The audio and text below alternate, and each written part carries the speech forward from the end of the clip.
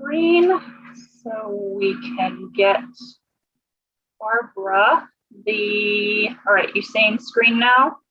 Yes. And let's get to the introduction. Barbara. Hi, I'm Barbara Ebel, Chair of Open Space and Ecology, and welcome to the September 22nd meeting of Open Space and Ecology for the City of Brisbane. This meeting is compliant with the Governor's Executive Order N-08-21 issued on June 11th, 2011, allowing for the deviation of teleconference rules required by the Brown Act.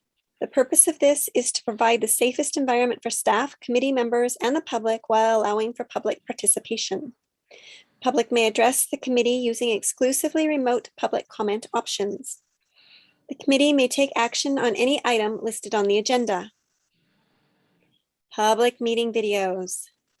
Members of the public may view Open Space and Ecology committee meetings by logging into the Zoom meeting listed below.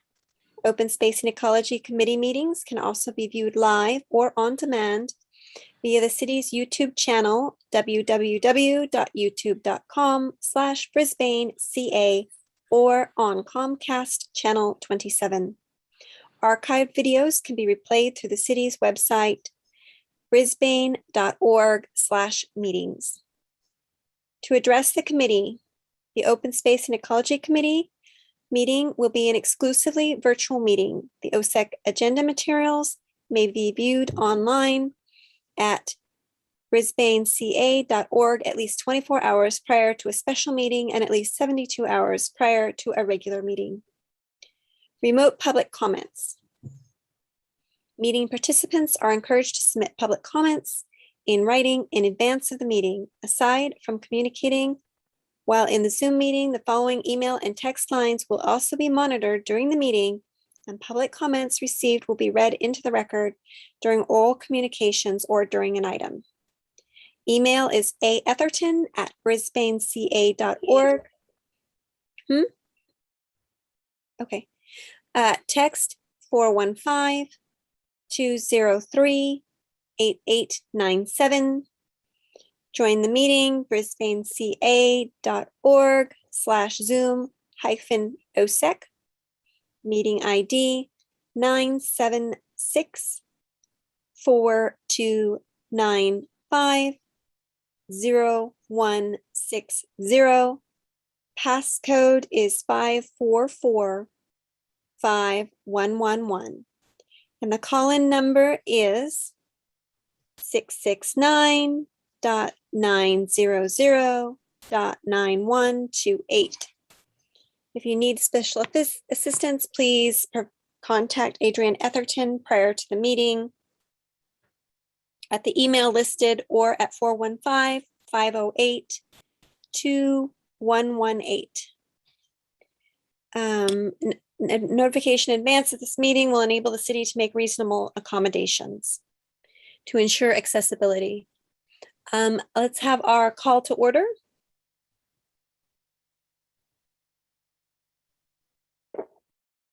This meeting is now called to order. Roll call.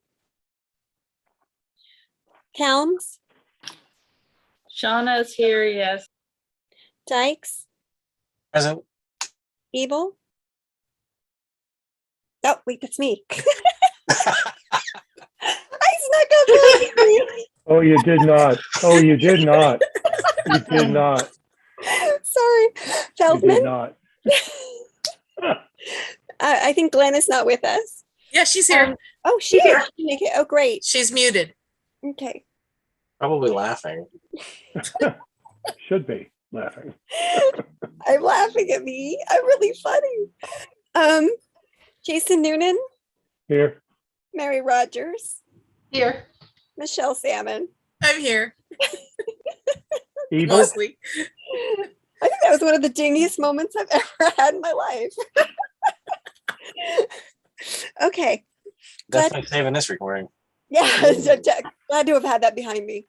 Matt, let's move on to adoption of the agenda. I move we adopt the agenda. Second? I second. Nope. Who did we have for second? I did. Okay. All in favor? I don't think we need to roll call this, correct? We should roll call every vote. Okay. So Helms, Helmies. sorry. Dykes, Aye. Ebel, aye. Feldman, Glenn, you're on mute. Sure. Close enough. Jason Noonan, Aye. Mary Rogers, Aye. Michelle Salmon. Aye. All right, the agenda is so adopted. First item is oral communications. Do we have any members of the, well, Michelle, go ahead.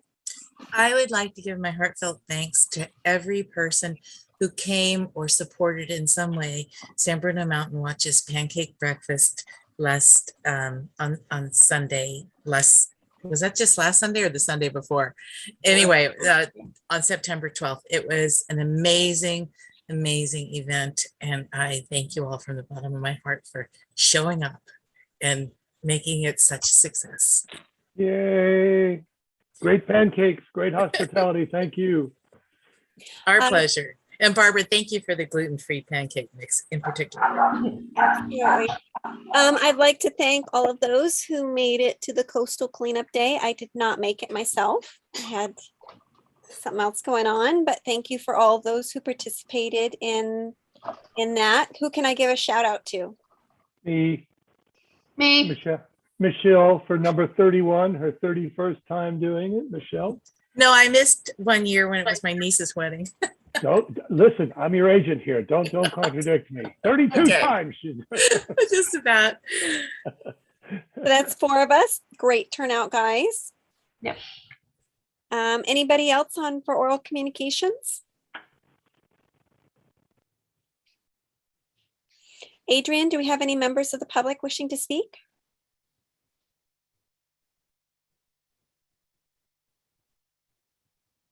I am double checking. I have no emails. I see no members of the public in attendance. So I do not believe so. All right, let's move on to approval of the minutes. I did want to note that Director Bro noticed that I accidentally left him off of the roll call in the minutes last month, so I have made that correction.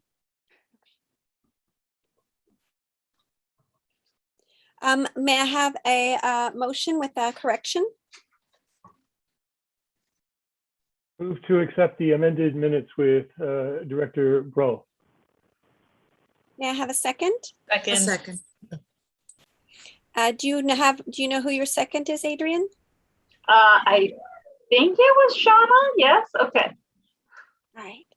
And then, so we'll do a roll call again. Calmes? Present. Dykes? Yes.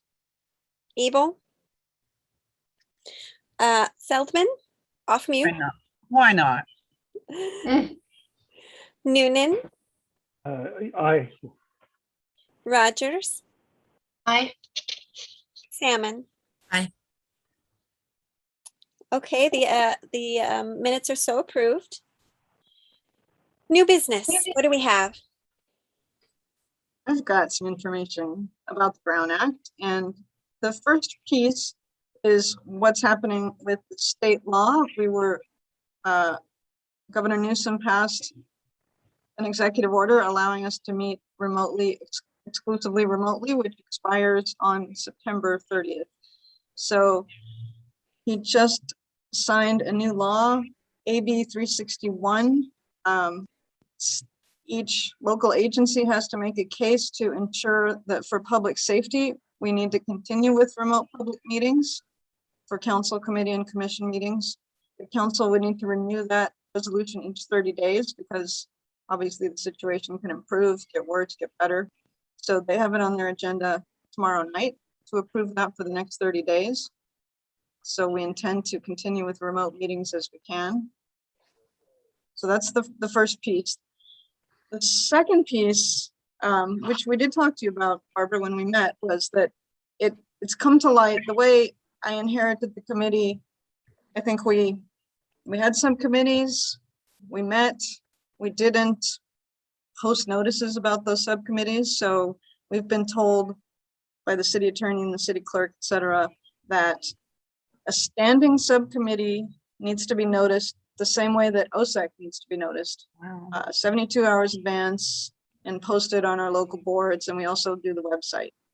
Ad hoc committees, subcommittees do not have the same requirements. So the definition of a standing subcommittee is a topic that doesn't have an end. It's an ongoing subject. For example, with the council, they have an infrastructure and budget subcommittee, and they do that in perpetuity as long as they're a council.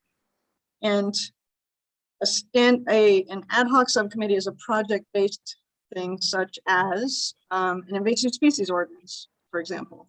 You want to recommend adopting one, and that's kind of the role of that subcommittee.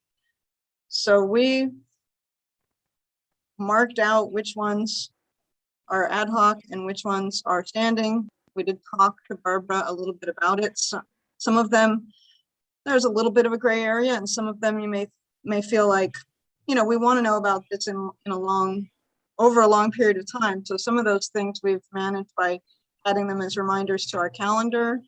I thought the Baylands was a gray area because it's not going to be done in 10 years or maybe even 20 years, but it is a project. And we were told from the city attorney that that's a standing subcommittee because its length of time is just so much longer than any other project we may be working on.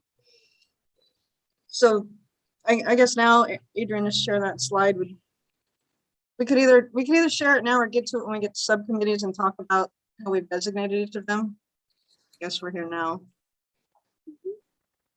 So we are seeing climate action plan, events, education and outreach, and Baylands as the standing subcommittees that we are always required to notice and give 72 hours advance notice that any subcommittee of OSAC is meeting about. Even if you guys are going to meet or do something in the field or meet without staff, we still are supposed to, legally, we're supposed to notice those.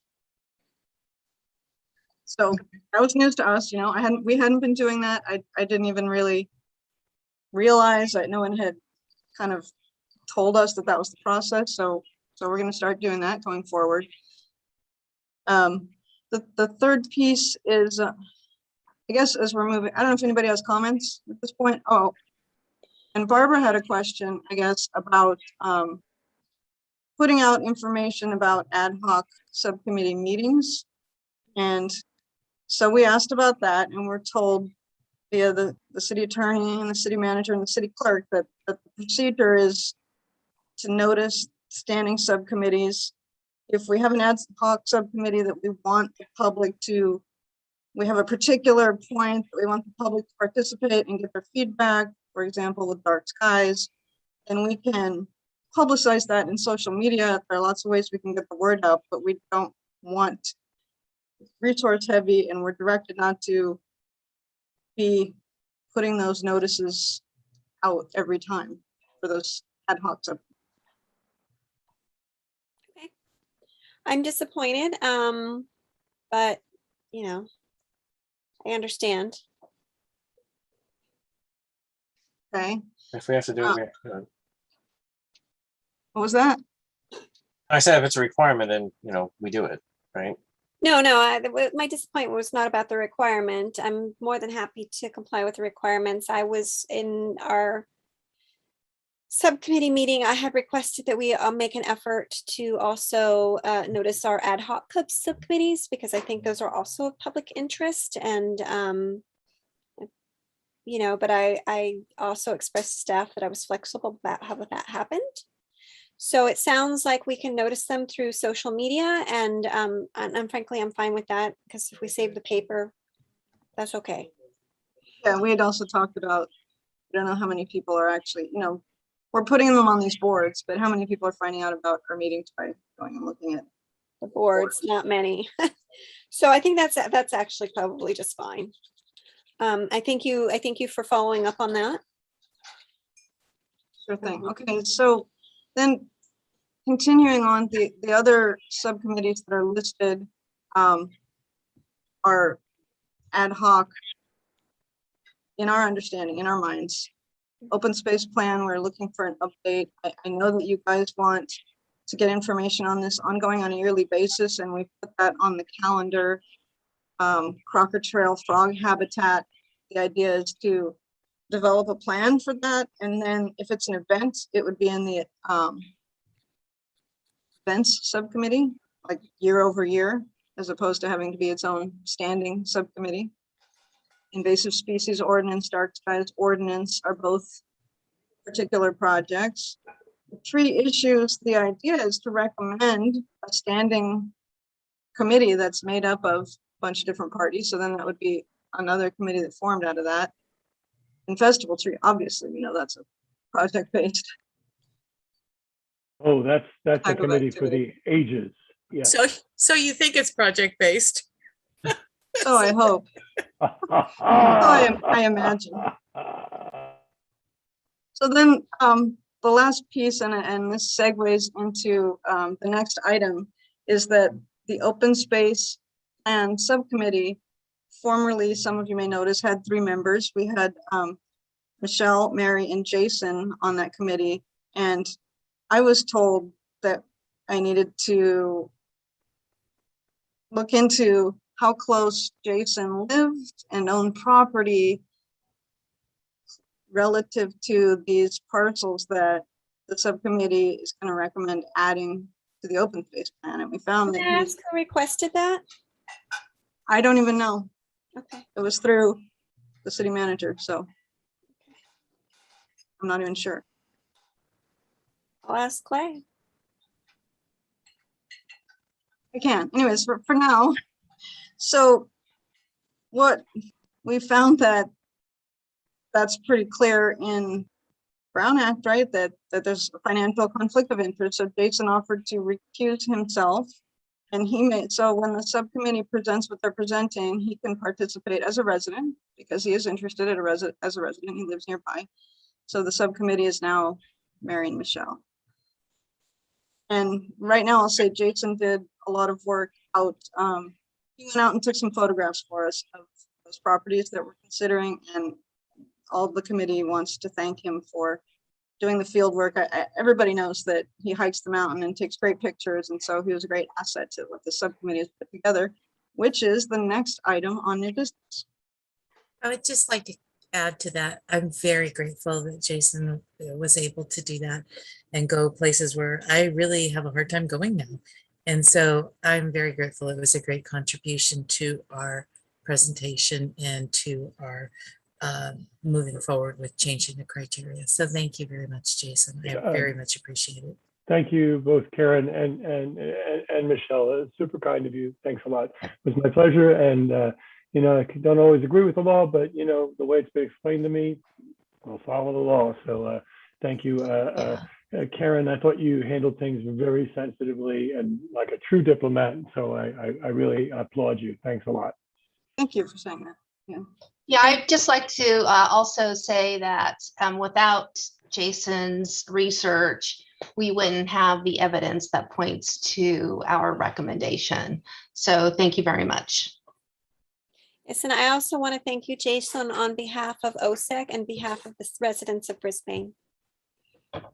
Oh, that's so sweet. I came in here such a cranky guy, and you guys are going to make me cry now. So I'm going to turn off my camera. But thank you very much. Thank you. Thank you. You know how to wring the crankiness out of just about anybody, even me. So Adrian, did I segue well into the next new business item?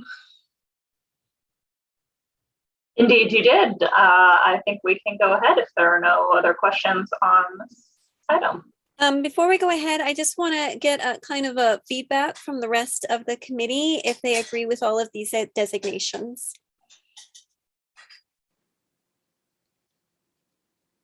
Michelle? I do agree with all of these designations, and I know that these could be mutable. They could change at any given time. Definitely the climate action plan is an ongoing thing. So is events and education and outreach. Bayland subcommittee is kind of its own little thing because it's like one of us representing in a group. And sort of that's the same thing with the tree issues. The other things hopefully will be project-based, even though they're long-term project-based. I can't wait till the day when the crocodile frog habitat becomes an ongoing subcommittee. Tree issues, I hope, becomes an ongoing subcommittee as well, but right now they are transitory, so or project-based. So I do agree with this, the designations. If we are subject to the Brown Act, then I agree with these. And then for those of you who follow OMAR, we've got OMAR in 2 minutes. Adrian, will you consider continue with new business, please?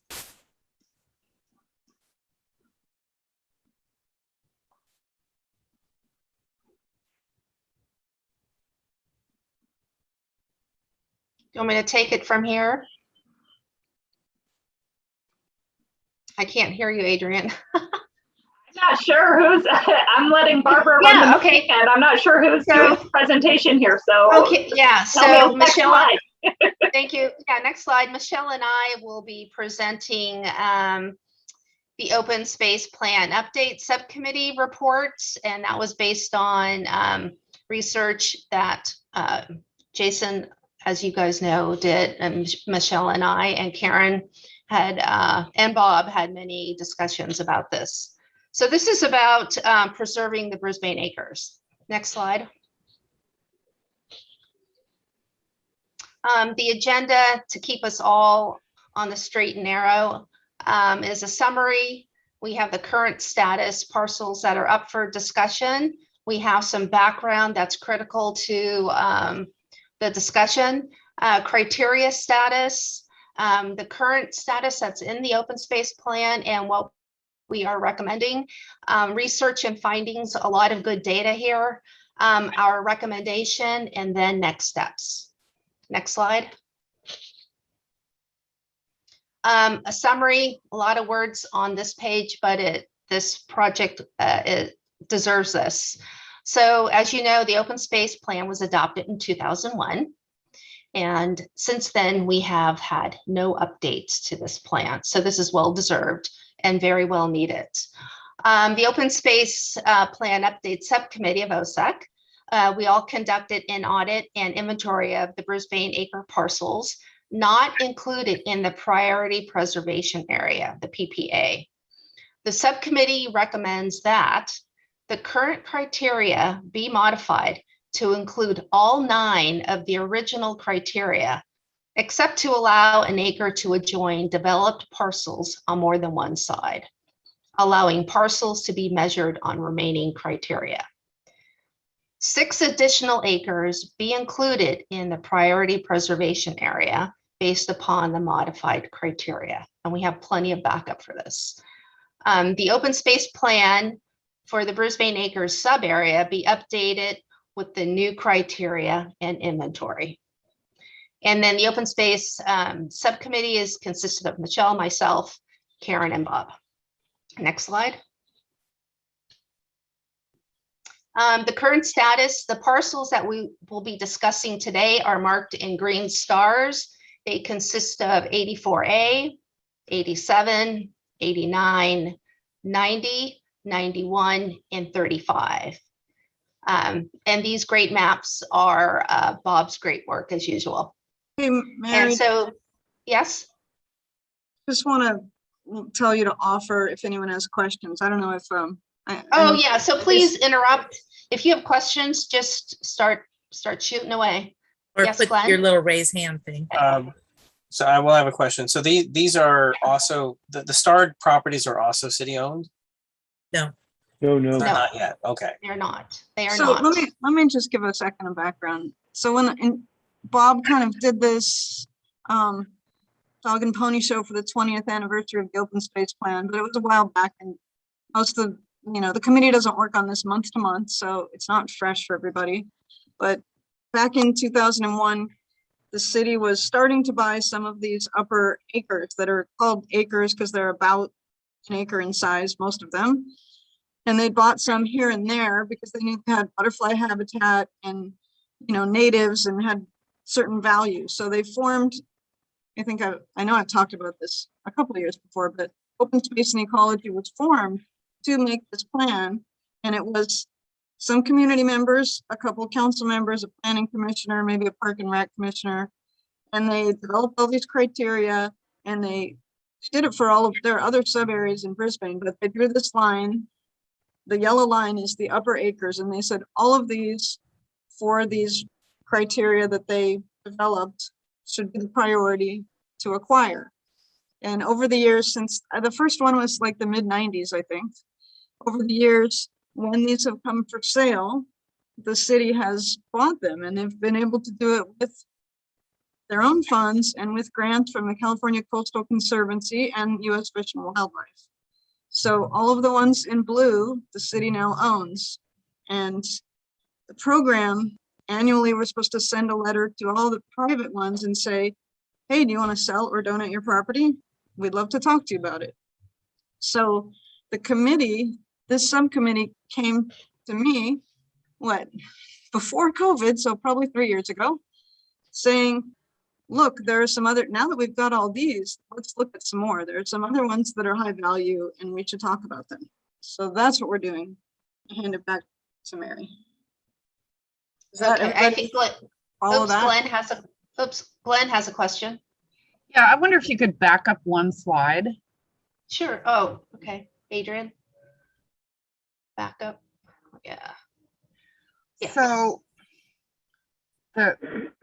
looking at the list of criteria, yeah, I understand all of it except to the last phrase, allowing parcels to be measured on remaining criteria. I'm a little bit confused about what that. We have a couple of slides that are we will speak explain to that regarding okay. that. Yes. Yeah.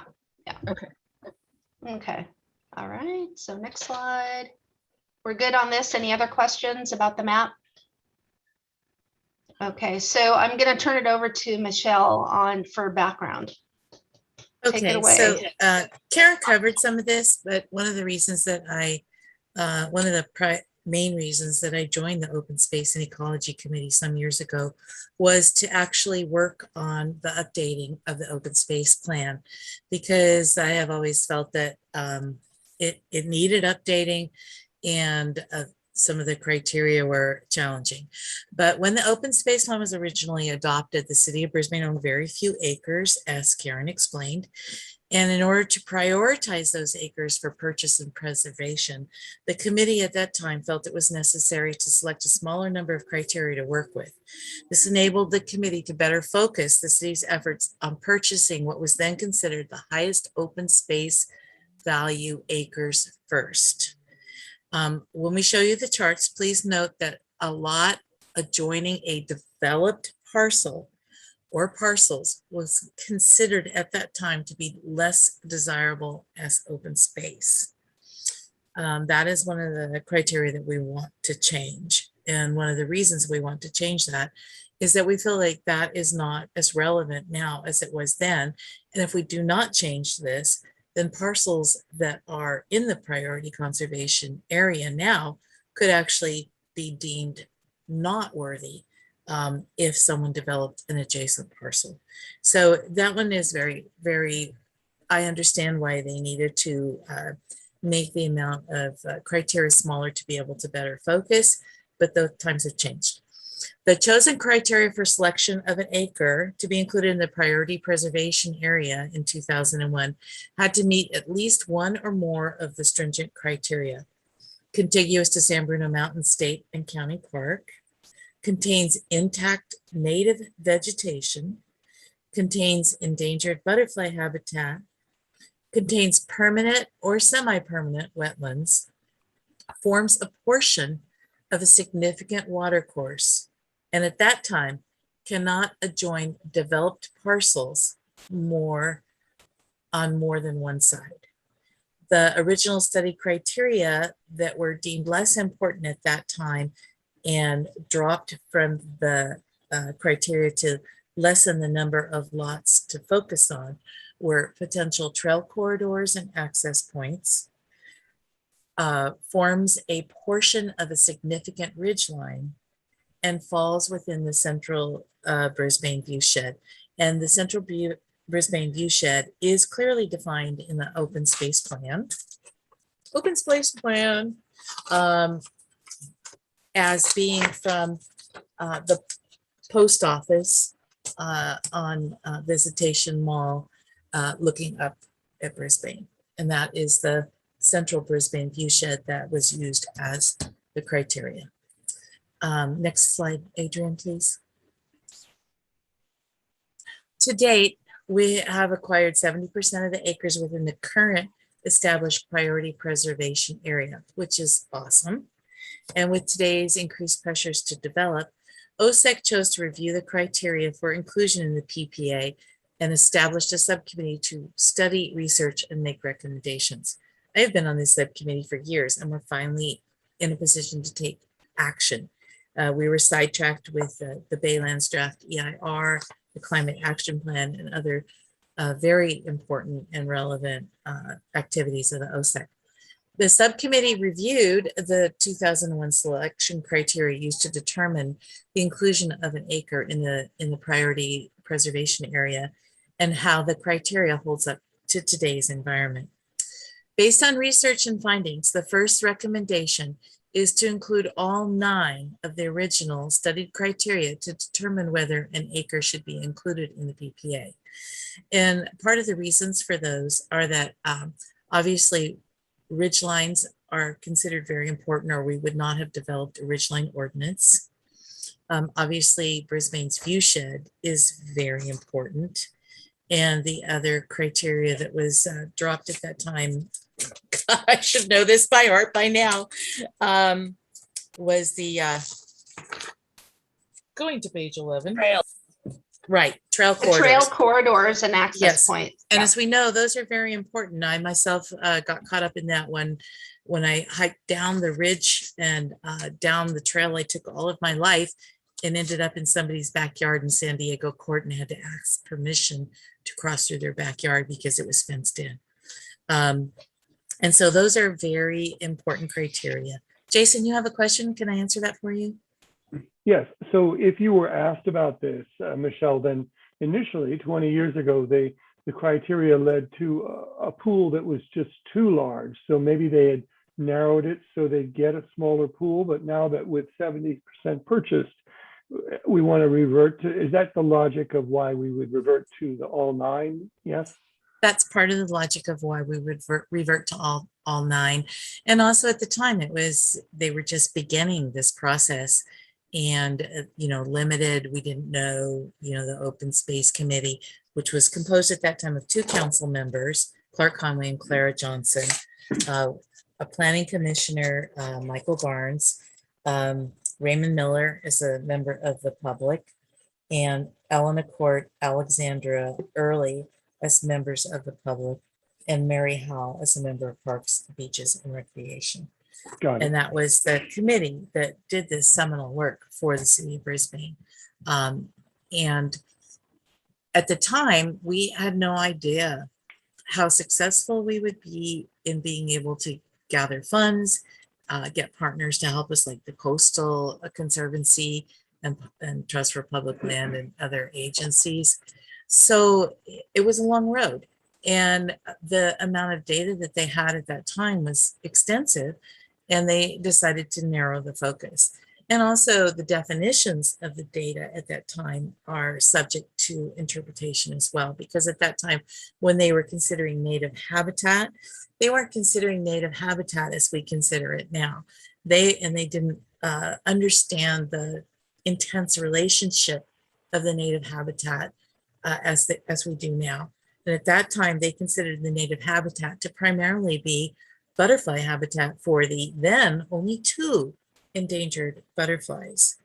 And so we know now that we didn't know then how interrelated so many of these different habitat factors are, how important the woodland factor is, how important different things like the ants are. I mean, at that time, even the calliope wasn't listed yet, and certainly not the checker's butt. That time they were Right. primarily focused on the Mission Blue and the San Bruno Elephant. So you can see why circumstances have changed. They didn't even know about the ants being a part of the Mission Blue survival. They didn't know about puddling and how important watersheds and even temporary watersheds were during breeding season. So the information has changed dramatically in the last Right, 21 right. years. So when So the thank you facts for that change, question. Yeah. right. So when the facts change, we need to change our mind. And we need to change our mind. And Right. also, you know, what we value now in a dwindling, in a world of dwindling open space compared to what we valued in 2000 when it was all, you know, whoa, very different. Things have changed a lot in 20 years. So anyway, the subcommittee's second recommendation is to modify one of the criteria so that an acre can adjoin developed parcels on more than one side, allowing parcels to be measured on remaining criteria for inclusion in the PPA. And I just want to be clear of why. I mean, initially that sounded like, oh, well, if it's developed on one side. But if you actually study the map of the parcels, you will see that some parcels have 5 sides. Some parcels, the side that is adjacent to a developed quote unquote property is adjacent to an acre property that's huge. And the development is one little tiny building way on the far side of the property. And the area that is adjacent to the lot that we're discussing is actually not developed at all and probably wouldn't be under normal safety circumstances because of its topography and Which is the map geology. that shows this? Is it the next? That's the map. Oh, all the maps we're going to look at in a few minutes, Karen. Well, I thought it'd be good to have it up there while you were Oh, explaining. yeah, well, I'll point it out when we get to that map. So the next slide is, this is the original criteria. And Mary, do you want me to continue with this and explain about the Yeah, yes this or is no? this is pulled straight from the current open space plan. We wanted you to take a look at the criteria as it sits today before our recommendation. That's basically it. So the next slide. Well, wait, Oops. let me say something important here. Okay.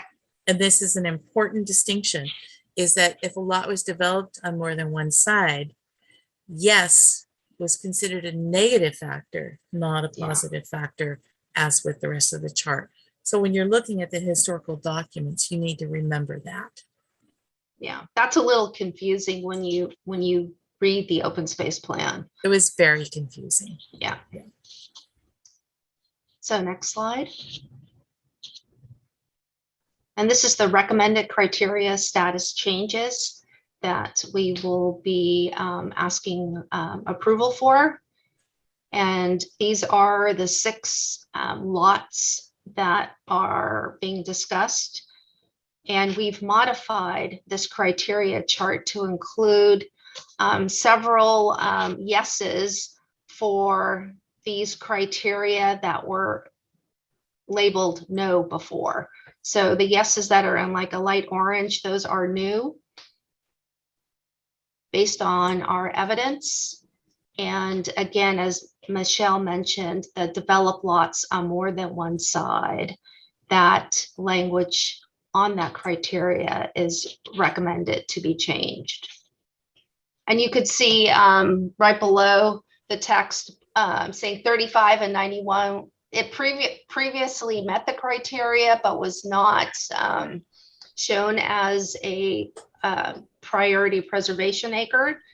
And so we're asking for approval on those. They should have been approved. It just, I guess it was an oversight. Mary, that's not correct. They had development on more than one side. That's why they were excluded. Oh yeah, I'm sorry. It's that one, yeah, the developed lots on more than one side that caused it to, right? I'm sorry. But they didn't have a number of the primary criteria. Okay. Lot 84A, our new findings suggest that the acre meets 3 criteria. 87 new criteria indicates 4 yeses. Lot 89, 3 criteria, and lot 94 criteria. Okay, next slide. So Mary, Oh, yes. Yes. So all of these are ones that were previously not priority and you guys are recommending to become priority? Yes, yes. Okay. So they were the starred parcels on the map that we Can you just showed. pop Yeah, back just to double that checking slide? that. And then, so what I'm also thinking, based on what you said, these 3 columns on the right of the chart are the previous criteria that were not used that you're proposing be reinstated. Yes, that is correct. Yeah, so we will have 9 criteria Okay. as our recommendation going forward. Can you just roll back to the map, Adrian, that had stars on it just for a sec? And then I had one more thing I wanted to say. Did you think about, because that whole thing about developed on one side and then the yes being a negative? What Yes. about, and also because Michelle brought up the thing about some of those sites are, polygonal and with like Yeah. 5 sides or whatever. How about rewriting that to be in the affirmative to say undeveloped on 2 or more sides? No. Okay. And the reason for that is because we want to value each piece of property based on adjacent development, not by some prescribed formula that doesn't hold true. And when we look at the individual lots, we will demonstrate that very clearly. All right. Thank you I'm for that looking forward question, to Barbara. seeing that. That's an important question. And we did go round and round about that. So really that criteria should say something like how many sides or how far is adjacent properties that are developed, or some other criteria that's kind of a nebulous one that really just needs to be looked at individually per lot. Yeah.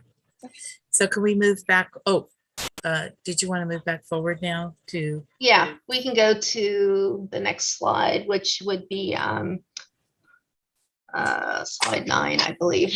Right. There you go. Okay. So if I could discuss this slide for a second, is that okay, Mary? Oh yeah, of course. Yeah. Okay. So this slide is the one that has 5 sides.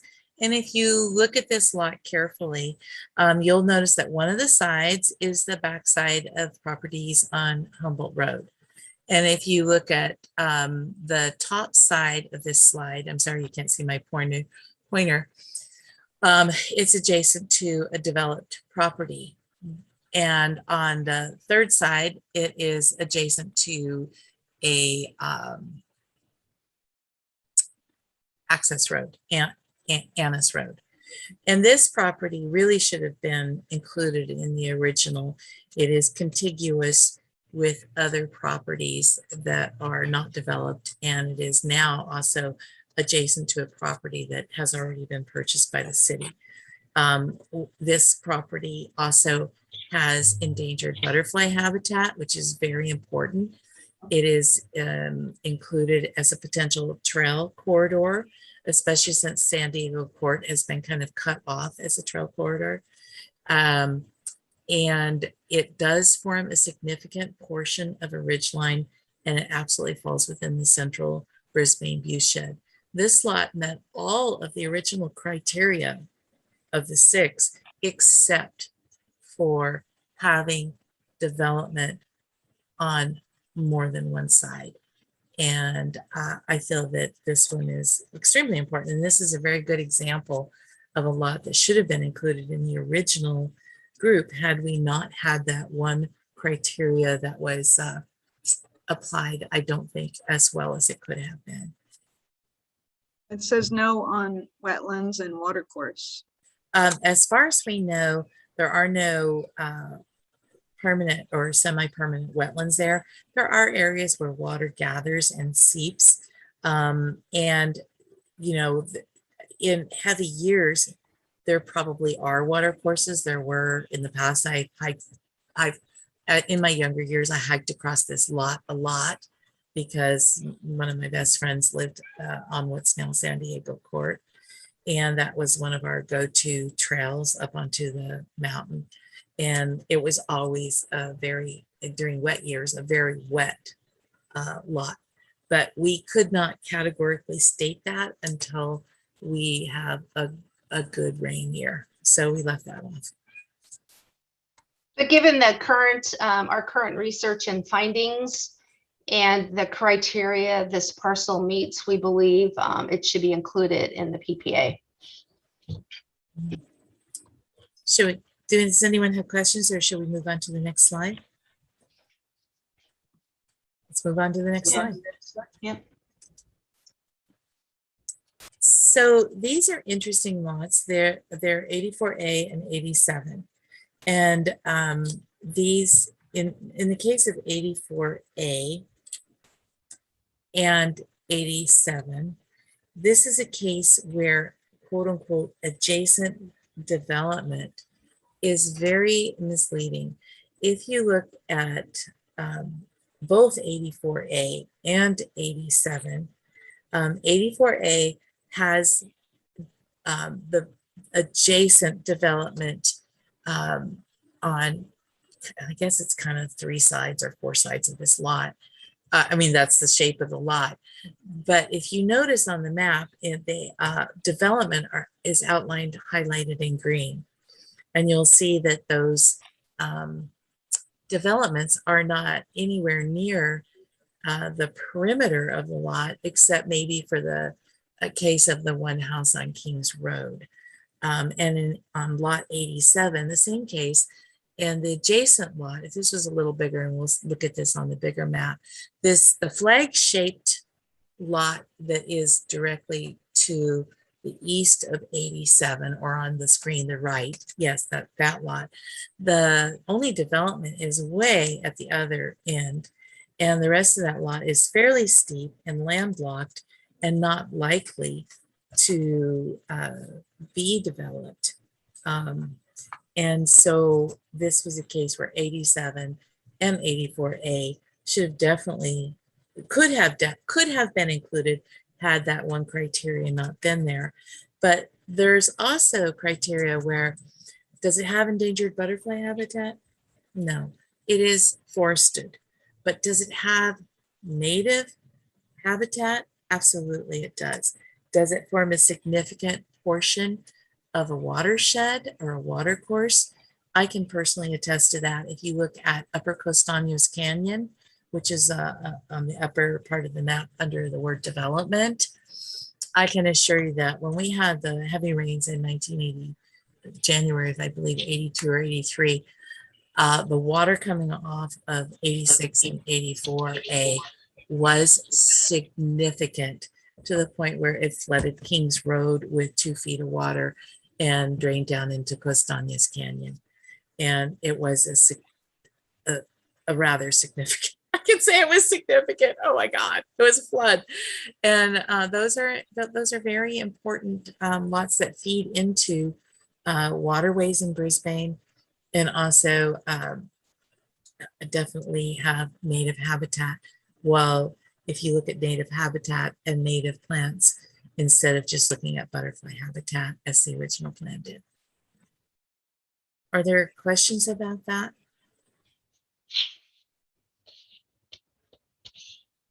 And Jason, you yourself have walked that area recently and provided photographic evidence of that. Yeah. So we can go to the next slide, which I believe shows some of that. Yeah, 84A. Yeah, there's a creek there. Yep, this is, yeah, 84A. So you can see in 84A that there is definitely native habitat.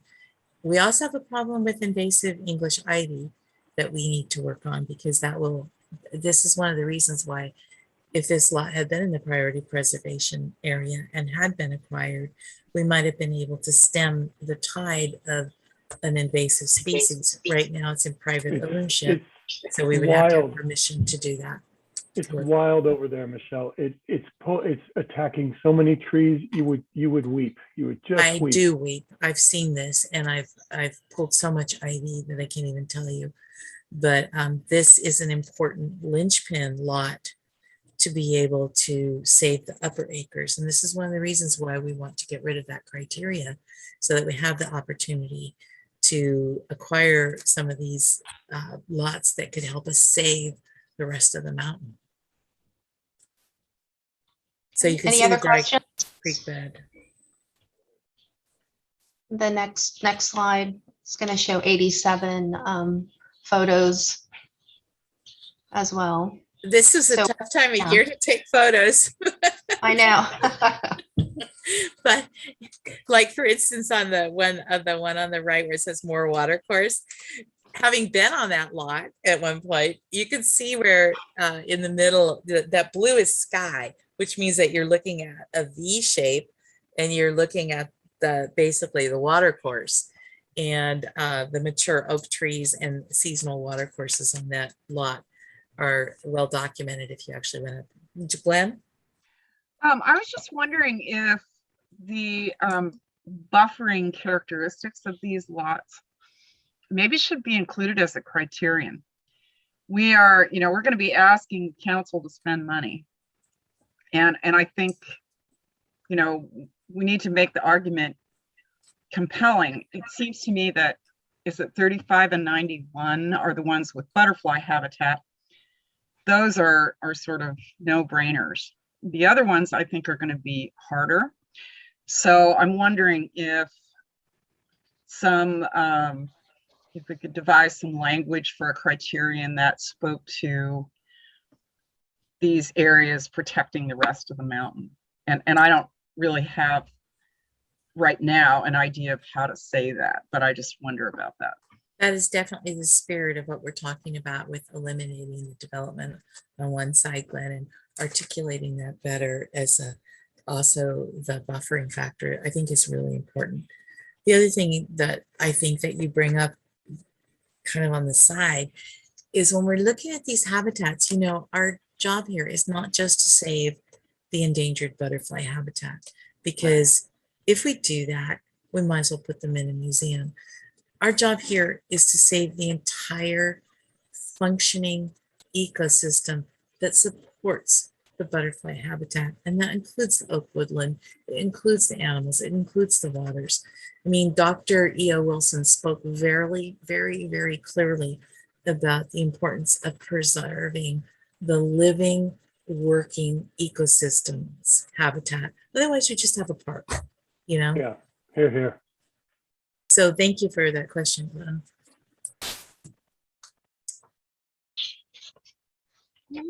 Next slide. Are there any other questions regarding the photos on lot 87? Oh, but can I make one clarification?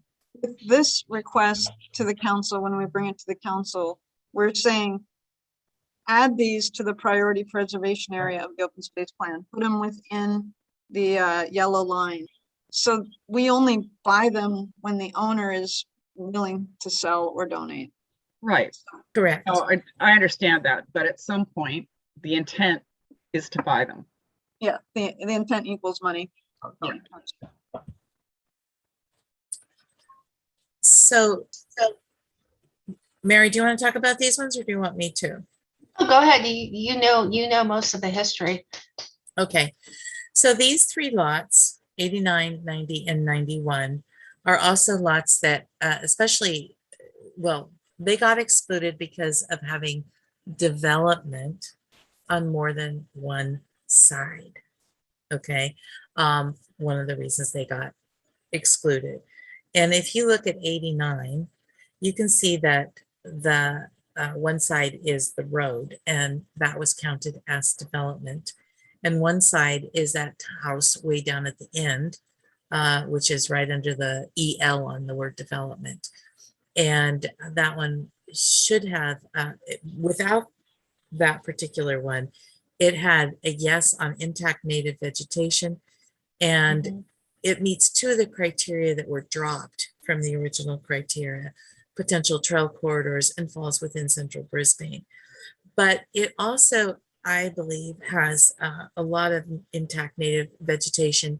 And part of the lot that you see that is closest to one of the lots that shows development shows an open area that could be considered as butterfly habitat.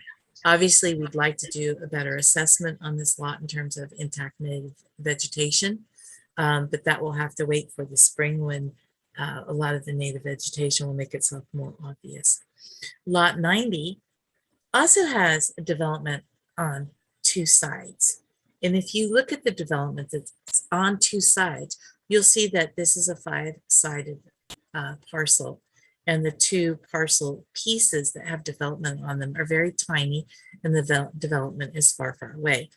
And on 91, it's also, again, a huge amount of space between the item, the acre and the development.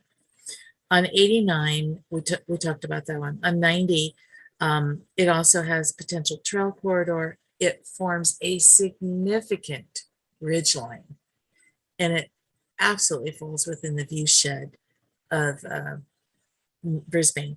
And for orientation for you, you'll look at number 62. That's Margaret Tank. And so the road that leads up to Margaret Tank crosses through both, well, it crosses through 90 and 91. And we feel that these are significant lots. They're steep. They have habitat both for butterflies and for other native plants. It is definitely a heavy interface zone to the rest of the mountain. Does anyone have questions about these lots? We've done habitat work on these lots over the years, and they're pretty important. They're very important, or we wouldn't be discussing this. Should we go on to the next one? These are pictures that were taken by Jason, and you can see the view shed. You can see right down with the view shed, the opposite view shed from the one that was on the, so you can see this pretty significant.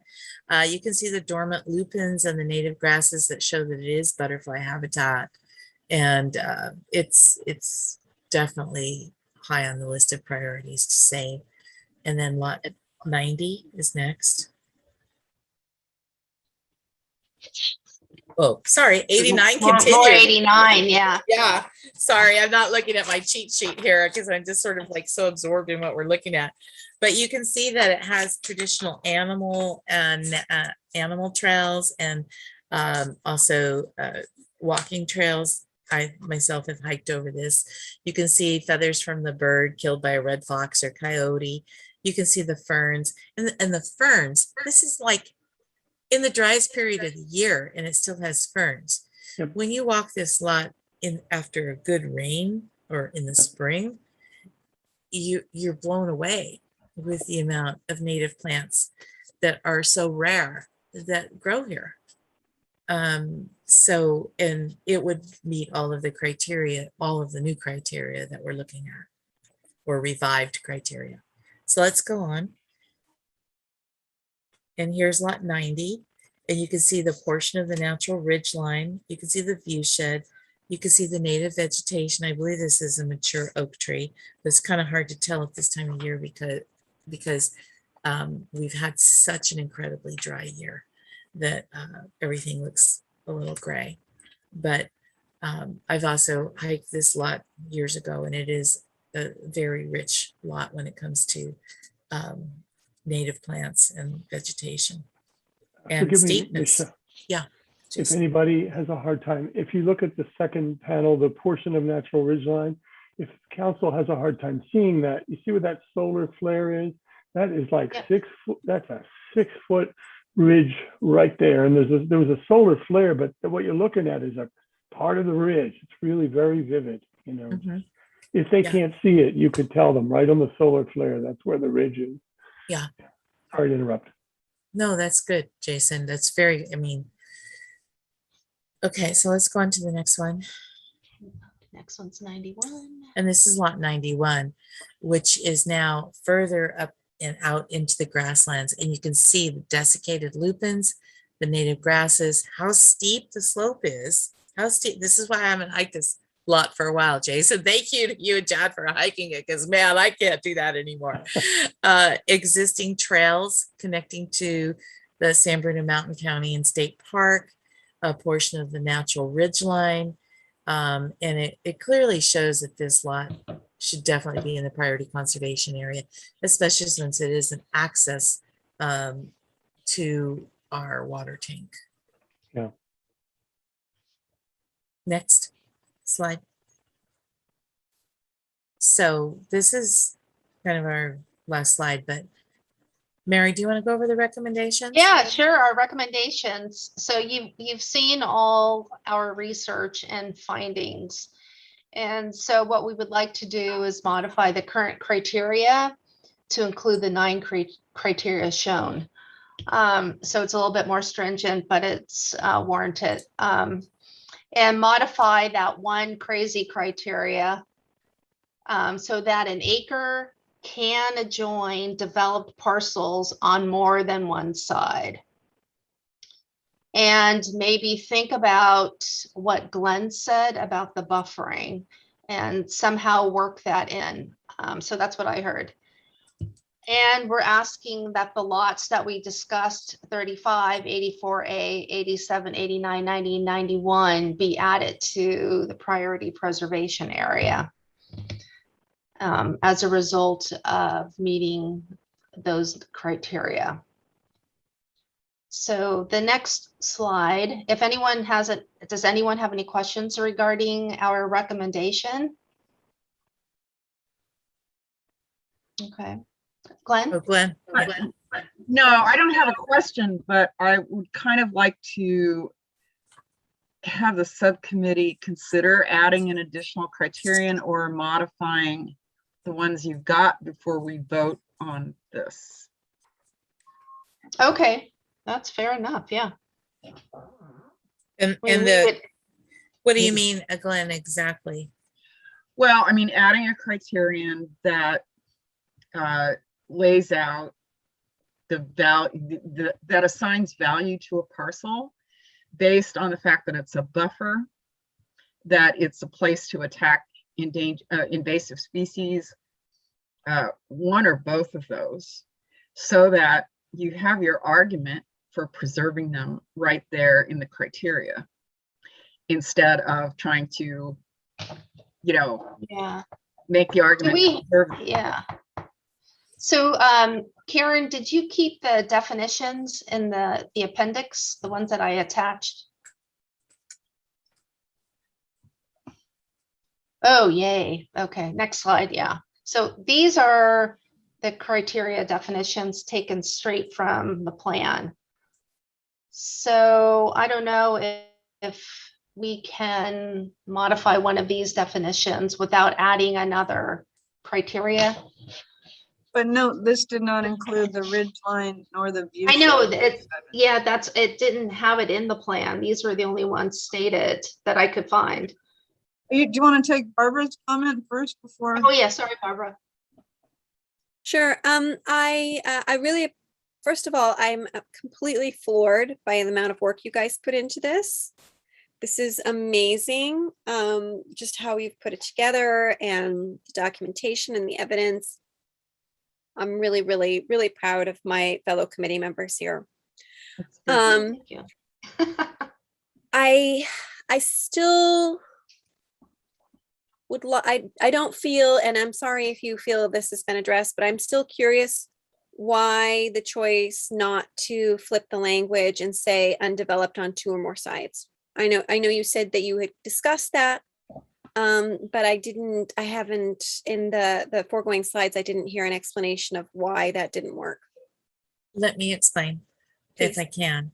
It's because not all parcels are created equal. They're not like lots in downtown Brisbane. So they have varying shapes, sizes, and topography. And to limit it by saying development on, 2 or more, or, whatever. I mean, if you look at lot, I think it was 91. Can we go back to that map with 91 or 90? Yeah. You'll see that it could be considered to have development. I'd like to go back, drill down into the detailed lot. Yeah. There. Okay, right here. If you look at lot 90, right now, it would be considered to have development on 2 sides. Uh-huh. Okay. So, but that's the opposite of what I'm saying. Well, I'm saying that Okay. if we leave that open to can have development on more than one side. It allows, if the buffer zone criterion is not met, or they don't feel that's, if that doesn't pass muster, this lot could still be considered. And I don't want something to be rejected because it would appear to have development on more than two sides when those two sides aren't necessarily as relevant as they could be. Even 91 is considered to have actually 6 sides to it. Yeah. Okay. So that's still, I still feel like you're missing what I'm saying. Well, maybe I am. Okay. Try again. So I'm saying if you change the criteria, so undeveloped on 2 or more sides. So like 89 would be undeveloped on 1, 2, possibly 3 sides if you count that little corner. 90 would be undeveloped on 3 sides. 91 would be undeveloped on 3 sides.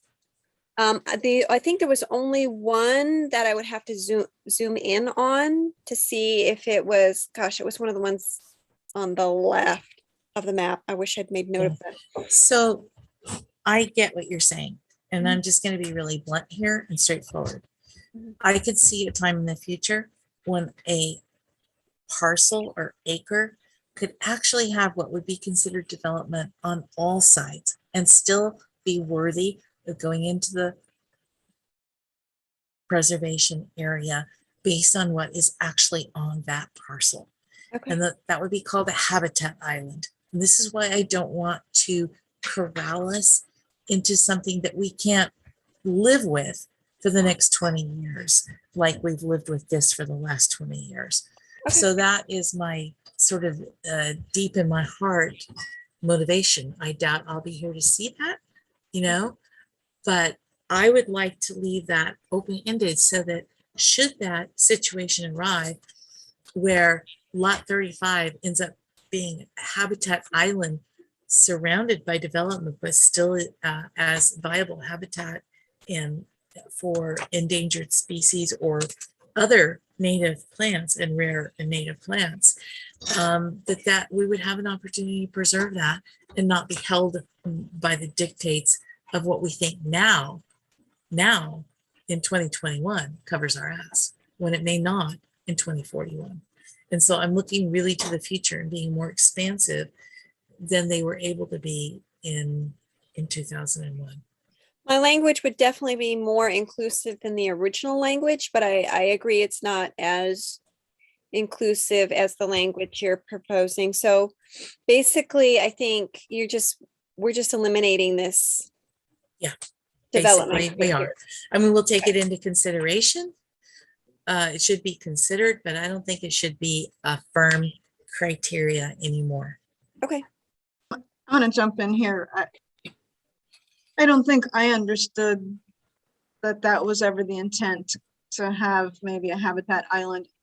I imagined, and this is just my experience with this open space plan and what has been done, is that we were looking for this whole, we would love to have this whole block of parcels that adjoins the mountain, one huge area of open space. It has a lot more value, and having one island has, I think it could be argued, a lesser value, and it's maybe a bigger reach. So, and you are looking for the whole committee to support what happens. I was thinking, to Barbara's point, and if we did try to modify this, develop lots on more than one side, maybe it's a percentage of the perimeter. Because 2 sides seems to imply half, but you're showing an example where it has maybe 20% of the perimeter.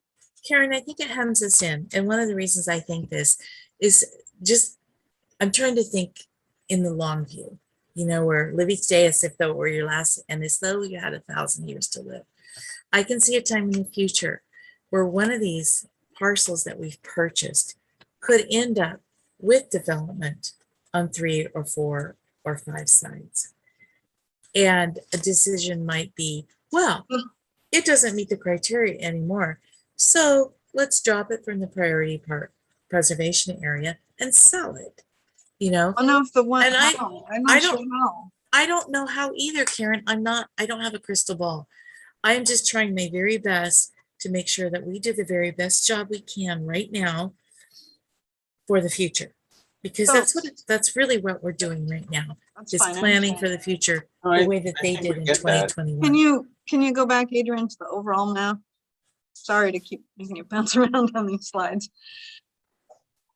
I mean, I feel like, there you go. I feel like we're going back to the question of, you know, well, the council could change and they could decide to develop on an acre, or, you know, is that a possibility?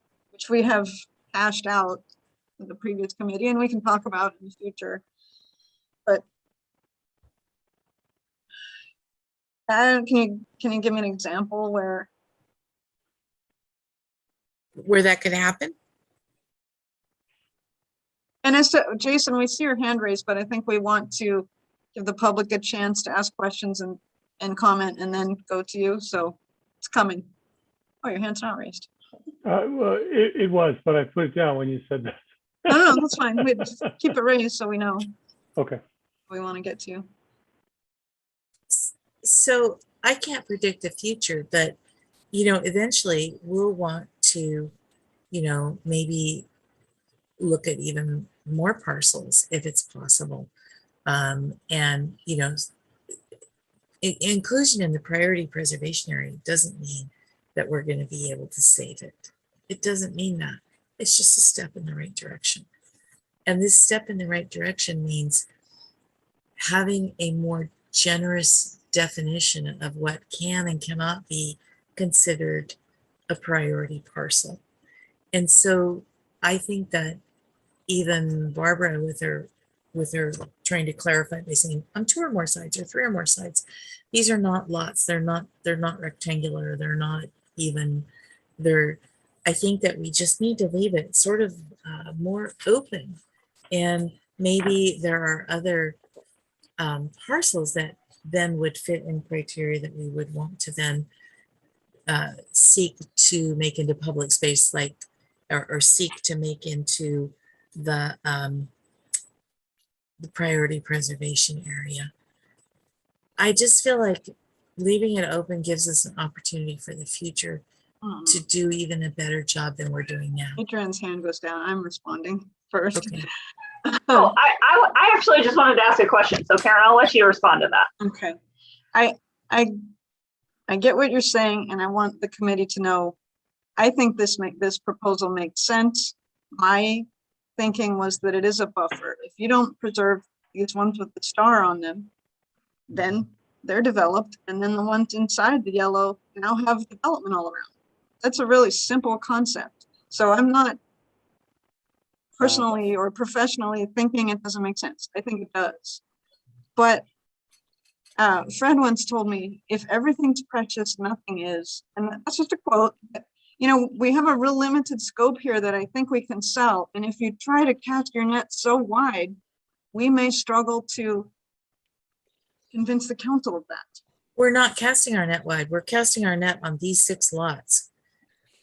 But you're writing leaving the for an criteria. island, or you said things that are not even in the acres. That wasn't part of what we thought. No, I didn't say things that aren't in the acres. Didn't you just a minute ago? No. No, that's not what I heard, Karen. I heard that there may be things in future, but not. Yeah, the net is the net for now. Yeah, and just to define it by 2 or more sides, then you're going to ask the bean counters to look at every single side of every single lot and decide that that has 7 sides and there's, you know, 3 of them have development. What about my idea, development on less than X% of the perimeter? We could think about that and meet. Because then you have to go out and actually measure the perimeter and know that data to be able to defend your position. And I think that becomes onerous at that point. At that point, you would have to hire a consultant. Exactly. Right, but I think I understand what Karen is saying. I do too. Like, Did you want to elaborate on that, Ross?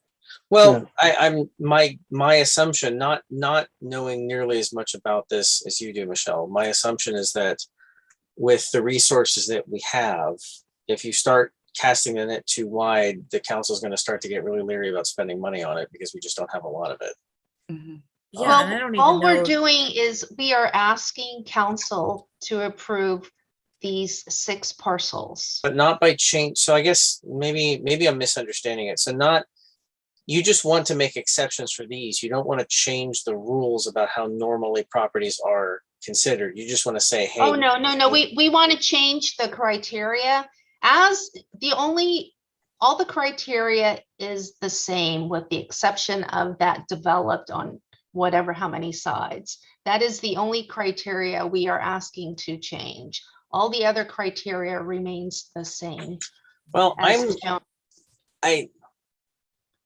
It seems to make less sense to me to try to preserve a property that's islanded than it is one that's attached to property the city already owns to make it more contiguous. But that could just be ignorance on my part about not understanding the importance of it.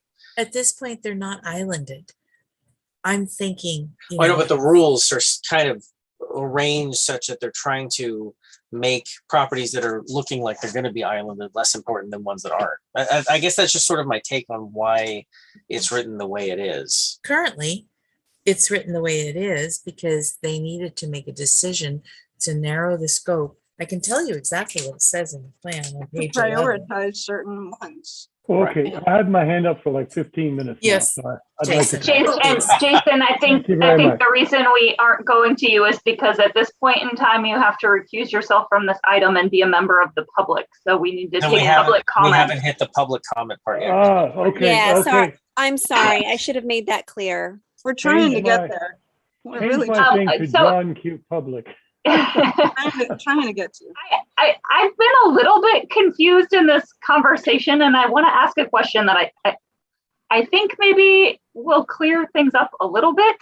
So the way you're talking about it, you're saying there's this criteria currently that says there can't be development on more than one side. Correct. And you're saying change that criteria. Yes. But what it really sounds like is you just want to recommend removing that as a criteria. That's what I'm hearing. Okay. Yeah. I think trying to figure out what the language that you're trying to say is change it to is just really confusing the issue quite significantly when what you're really suggesting is, can we please just eliminate this criteria? So I would suggest maybe making that a lot easier for people to understand and stating it in that way. I guess I was trying to, walk the razor's edge because I don't know that it's necessarily something we should eliminate altogether because, it is kind of a consideration, but I don't want it to be, Well, it sounds to me like you've directly contradicted what you just said a moment ago in that you do think that it should be allowed for a habitat island, which means developed on all sides. So really it sounds like you're saying. Yeah, I heard the term island. Let's get rid of that criteria. Let's get rid of that criteria. Okay, I'm so fine then with the that. Okay. I'd be happy to get rid of that criteria, except that I was trying to do some homage to what they had decided in the past going forward, that it is important to look at that. But in some ways, it's like a property that has development on multiple sides may be even more important to purchase because it's a linchpin to protect the other properties. Like Glenn said, it's a buffer zone. It provides us an opportunity to use that property to protect the other ones. Well, but not if it's hemmed in on all sides, right? No, not if it's hemmed in on all sides. But what if it only has one side adjacent to an owned parcel? Then yeah, it's still really important. I mean, we know now in our current environment what it's like to have an animal habitat corridor. And we have coyotes on our streets. Right. We have raccoons, we have possums, we have, and these are important animals. Well, the raccoons are somewhat less important, but yes. Well, Ross, I wasn't going to say that. I know what you mean. They're little bandits and they mess up everything. But right. So I guess it seems to me like the intent is you're worried about these 6 parcels predominantly right now. Mm-hmm. So wouldn't it be better just to state, hey, we don't want to change the rules. We just want to recommend that we buy these 6 because these are key parcels. Everything else to stay the same. But we do need to change the rules because that's why we think these parcels are worthy. But And there may if, be other parcels that come up in the future. but then that we would can, consider but we can target those, right? It's like the rules are generalizations. Like if there's no other overriding force, this is what we should be focusing on. This comes available. This is next to something else that's open space. It would be better to buy this than something hemmed in on a 3 size by someone else. However, there's an overriding reason we want to do these. Like that's my understanding of sort of what's been said. And I can see Karen's concerns for trying to change the language, start casting a wider net and having the city council say, well, we don't have the money for that. Glenn? I personally like the language I proposed because it would include it would not eliminate any of the 6 parcels that you have chosen to incorporate. But I think it provides a useful tool because, as you said, that some maybe a heavily developed parcel is maybe in some ways not as valuable, but I'm willing to go with the eliminating the criteria altogether if that is the will of the majority of the committee. Barbara, it would eliminate just a some of the proposal. parcels. No, it wouldn't. Well, I'm not necessarily a fan of eliminating the criteria just because then I'm worried about it being less focused, I guess. Can I offer, sorry, Glenn. Yes, I'm yes. going to read please. just a sentence from the original open space plan. For the most part, areas that the committee did not feel worth, and again, we owned very few of these, so we wanted to prioritize the ones to acquire and not miss them and get the less prioritized properties. Areas that the committee did not feel worthy of preservation efforts in 2001 occur near to existing residential sections of Brisbane and often are highly degraded as a result of human and or natural disturbance. Now we're saying if we don't get those, then these ones that we did get will be degraded in that way. Yes. Glenn was very patient. Oh, there's somebody, Aaron Becker? Did you get the chat? Yeah, let's take Aaron first and I'll wait. Karen, you're muted. Should we go to public comment and let Aaron and Jason both? I just said, yeah. Yep. I'm. Yeah, I think so. Let's go to public comment. I defer to Aaron. I do too. Aaron, you should be allowed to speak at this point. Can you? I can. Can you hear me? Yay. Oh, phew. Okay. Yeah. Thank you to all of you. This is a really interesting discussion. I will admit I missed the very beginning of it, and I was hoping to just kind of semi-anonymously send this message via chat, but I will read it.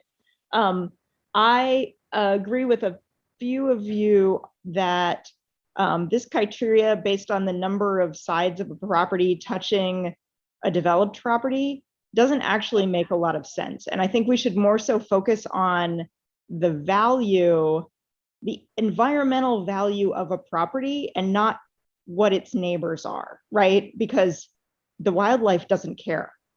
And so I think in my heart, removing that number of sides criteria entirely makes the most sense. But you guys are on OSIC and I very much appreciate all the work you do. Thank you. That's all I have. Thank you very much for your contribution. And I think That's a you've good changed my point. mind. That's a good point. I mean, but how would you sort of propose that you find some way of ranking the value? You'd still need criteria, but I agree that there were probably better criteria than the one we have now. We still have the other 8 criteria. Can we go back over those? Actually, at this It's a point. matter of process. I believe once we've opened public comment, we should take all public comments. sorry, and sorry. We should reconvene Sorry. conversation. All right. Jason. Poor Jason. Oh, Uh, Jason. Go now, go, yeah. Yes. Go ahead, Jason, Jason. Go. Please. Okay, I say I just want to throw my if I can do that, if I could just throw my opinion behind first what Michelle said. I very much agree, and then also what my friend Aaron just said. I think there's this, and I think there's those two are pretty close. You know, Michelle saying that we want to look at the whole ecology and the whole mountain, and that it's not just for now, the ask is these 6 very sensitive properties, but to have a longer vision, like Michelle's talking about, to have a longer vision that one day. And also to just tip my hat and say, if there's any way we could phrase this in the positive, there's some very, very smart people on this subcommittee and on the committee as a whole. And yet each one of us has kind of grappled about the negativity of this. Just, if it's not 2 sides, it's like initially I came in here like, oh, I'm totally against this. And Michelle explained it to me. I said, no, I'm totally for it, because it just, I had it upside down. So if there's any way it could be phrased in the positive, it might be easier. And I agree also with what Glenn said about the value of this. If we are doing any rephrasing, to say, if the committee is doing any rephrasing, to say, in the interest of creating a buffer zone, that's why we're doing this, as part of it. But so I support Michelle's stance and Erin's, and I completely respect what Glenn is saying about the need for a buffer. Because if it's not the buffer, then the next one up the hill that the city already owns is the buffer. Yeah. So I'll stop. Thank you for calling me. Thank you. Do we have any more members of the public who wish to comment? Okay. If not, I'm going to go ahead and go to Glenn. So I was just going to say, actually, I was glad that Erin made the comment she did, because I think the ecological value is what we should be looking at. And if we can add a criterion about buffer and a place to kind of keep invasive species in check, we can remove the criterion about development on how many sides, as Adrian suggested, because even a property that's developed on 4 out of 5 sides might still be a valuable buffer zone, and therefore eligible. If we include that as a criterion, that property could be included in future, redrawing of the preservation area.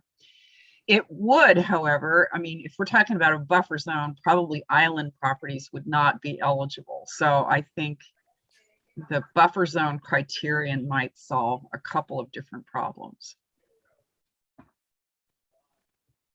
But then we would need to define buffer zone, right? Pardon? So can I make a suggestion that we change the criterion about development on not being about the development on multiple sites or whatever, and take that out and put in a criteria about, buffer zone, value as a buffer zone. How would we define buffer zone? We would define buffer zone as a property that is an interface between developed properties and properties that are not developed, that have high habitat value. Okay.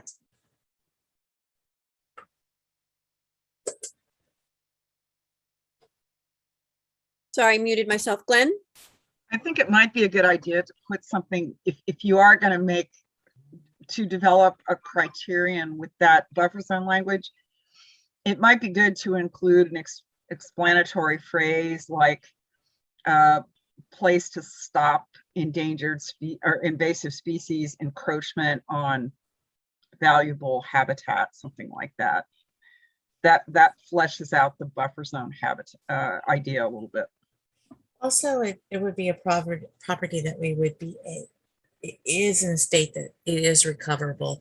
Having worked on numerous restoration projects, I can tell you that we can recover so much of these. I mean, think of the work we've already done, you guys. I mean, we're responsible for Costañas Canyon still being good, Firth Canyon still being good, Upper Sierra Point Canyon still being good. You guys, we can do this. We can recover these properties and make them habitat again and prevent the invasives from climbing up the mountain. I mean, that's what this is really all about, is preserving agree. what's there. If you're saying it's just a buffer, that maybe weakens the case a little bit. It's more than a buffer. It has the other criteria. It has the other criteria. Because you have to have at least, what was it, two criteria to be able to be in the prior, or was it three? I can't I think remember. I thought it said one or more, right? Yeah, I think. One No, or more criteria to be considered up in the priority conservation area. Oh, Sorry, I turned off one of my lamps for home and I can't read without my Hmm. glasses on. The OM hour just ended for those who follow.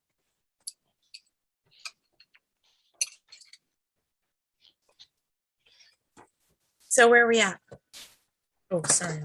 Right, so are we ready for a committee member to make a motion on this, to make a recommendation? I am sensing that the recommendation is to eliminate the criteria. Correct me if I'm wrong, because I'm very mutable about this, but eliminate the criteria about development on more than one side. and replace it with, No, that's one. That's first. That's motion number one. okay. I move I think that we that's so. eliminate. Should be the whole, you're making one recommendation. Can't we make two recommendations and vote on them separately, Karen? Suppose. It's like one, it's one item though. I know, but I think that people have different feelings about different things. Let's just go ahead and do it the way Michelle wants to do it because let's just do it. Let's just move Okay, on. so I make a motion that we eliminate. Ideally be someone not on the subcommittee. Yeah. Wait, didn't you just say you wanted someone on the subcommittee to make the No, motion? I said the committee. Oh, okay. When you said committee, I thought you meant the subcommittee. Sorry. Am I I, was gonna make a motion that we eliminate that criteria. am I recused here? Yes. Well, you're on this.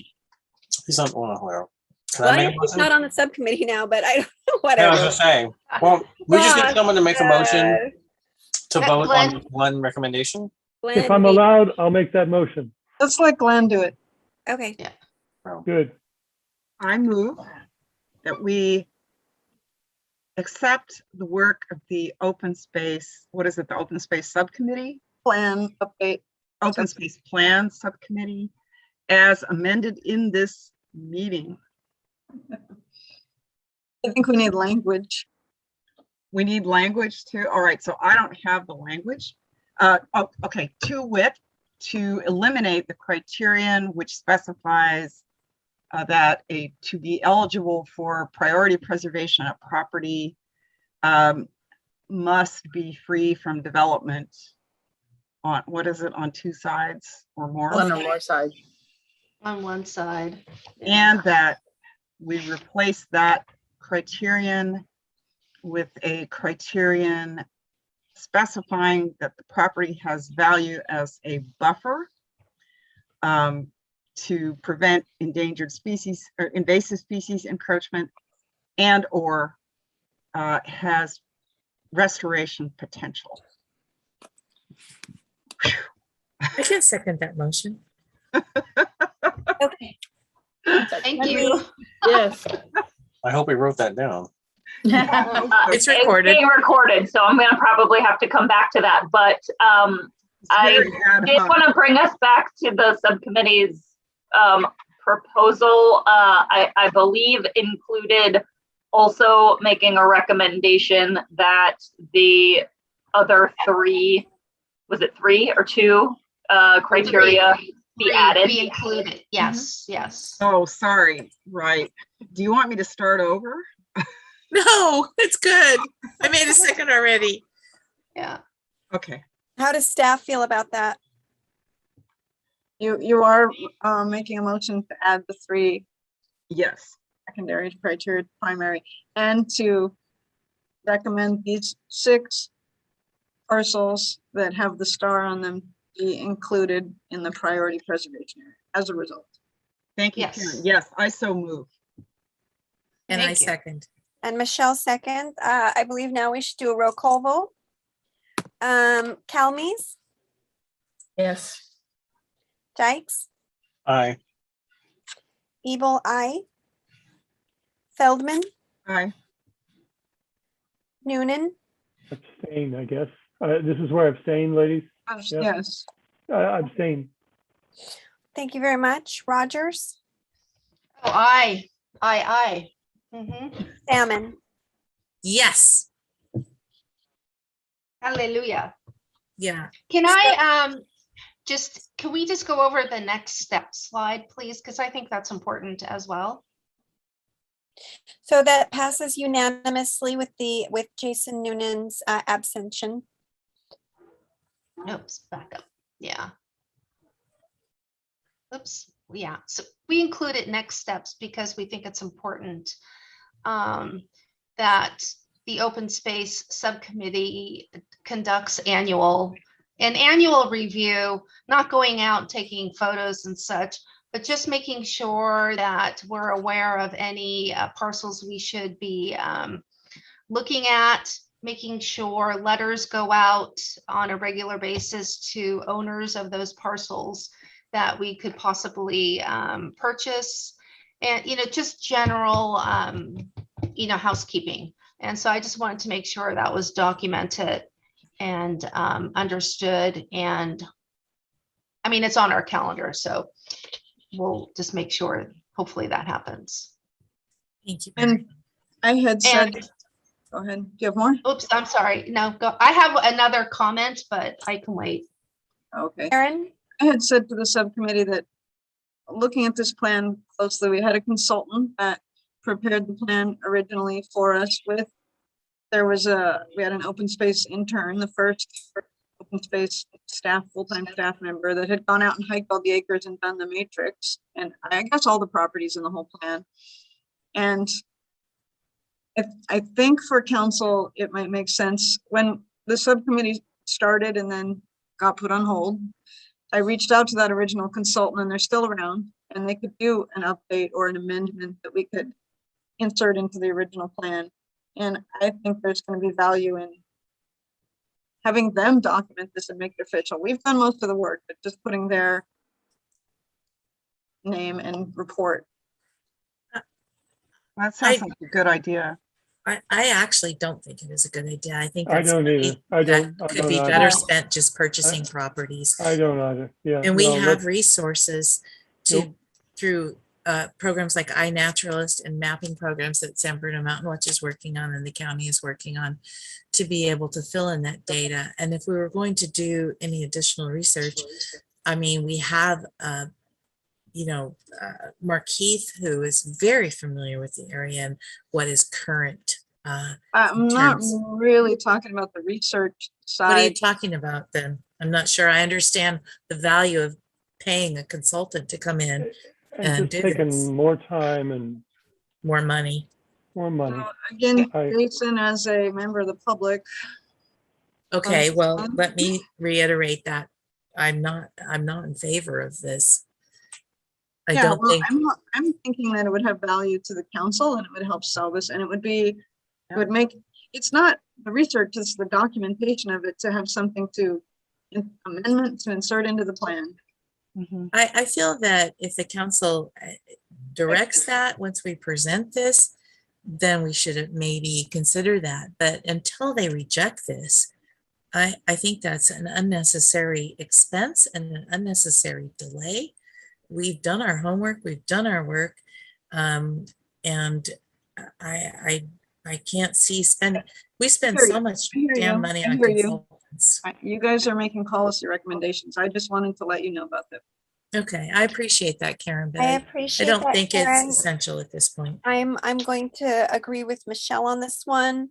I would like to go ahead and send it to council as is.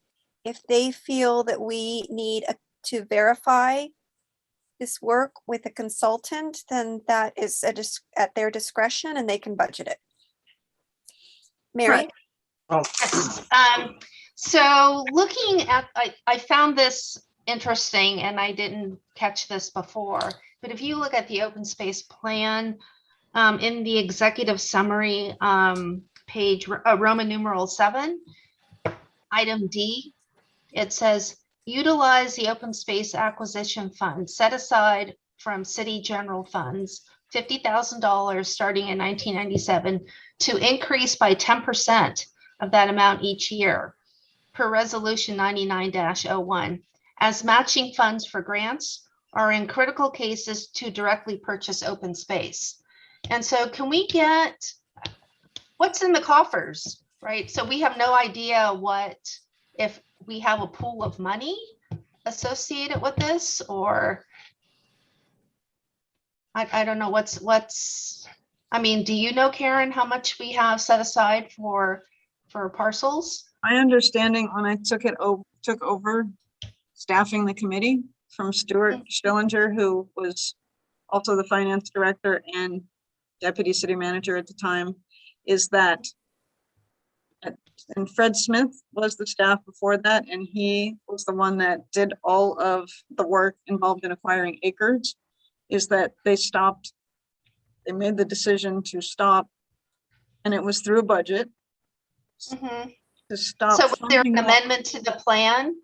To stop funding that each year while still giving it priority, and they are still interested in purchasing acres that come up, but there is not money put in it in the budget. So did they rescind the resolution? I don't know. It was kind of before Could me. we have a report on that from our next meeting from Could Stuart? we find out, please? That would be a real major turn. Speaking as a citizen here, boy, I'd Yeah, like to know that. Love to know that. Yeah, I will. thank you. Thank you so much, staff. I mean, Tell I me think to- we'll find that they did rescind it, but it would just be, it Yeah. would be good to have the history in public knowledge. Point me to There, the Michelle? agenda so I can jot that down. Sorry. Yes. Oh, it's just on, it's right in the beginning, Karen, under the executive summary. But you named a page or a, Oh, Roman numeral 7. okay. Yeah, letter D. Okay, thanks. Thank you. Oh, on the list. Okay. Michelle? Okay, thanks. Yes. That- Oh, no, that was All right. I, as chair, am going to point out the fact that it is 8:15. We usually wrap up around 8:30. We have several more items to get through. If I would like to move on, since we have our resolution, if at all possible, thank you. with staff. Wait, one more, I'm Okay. sorry, one more. If you want this presentation to go to council, we need to modify it with the criteria. So, Fine, you can take care of that offline. Okay. okay. Staff updates, please.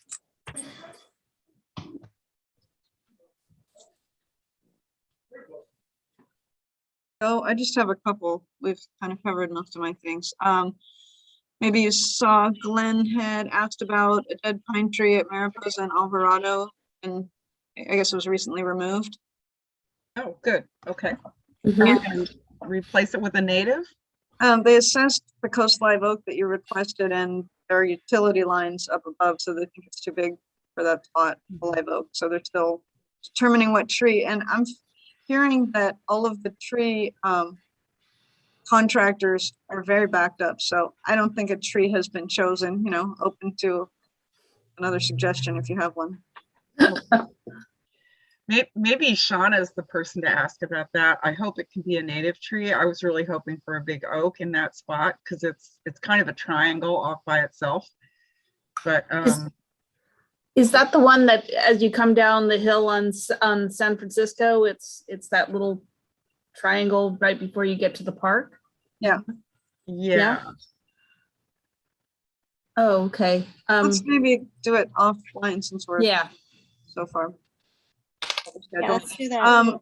Water bag program, we've had about 5 trees at 3 addresses pick up water bags to water their street trees. We have a couple additional on street trees that we've planted, and deep root watering is still happening.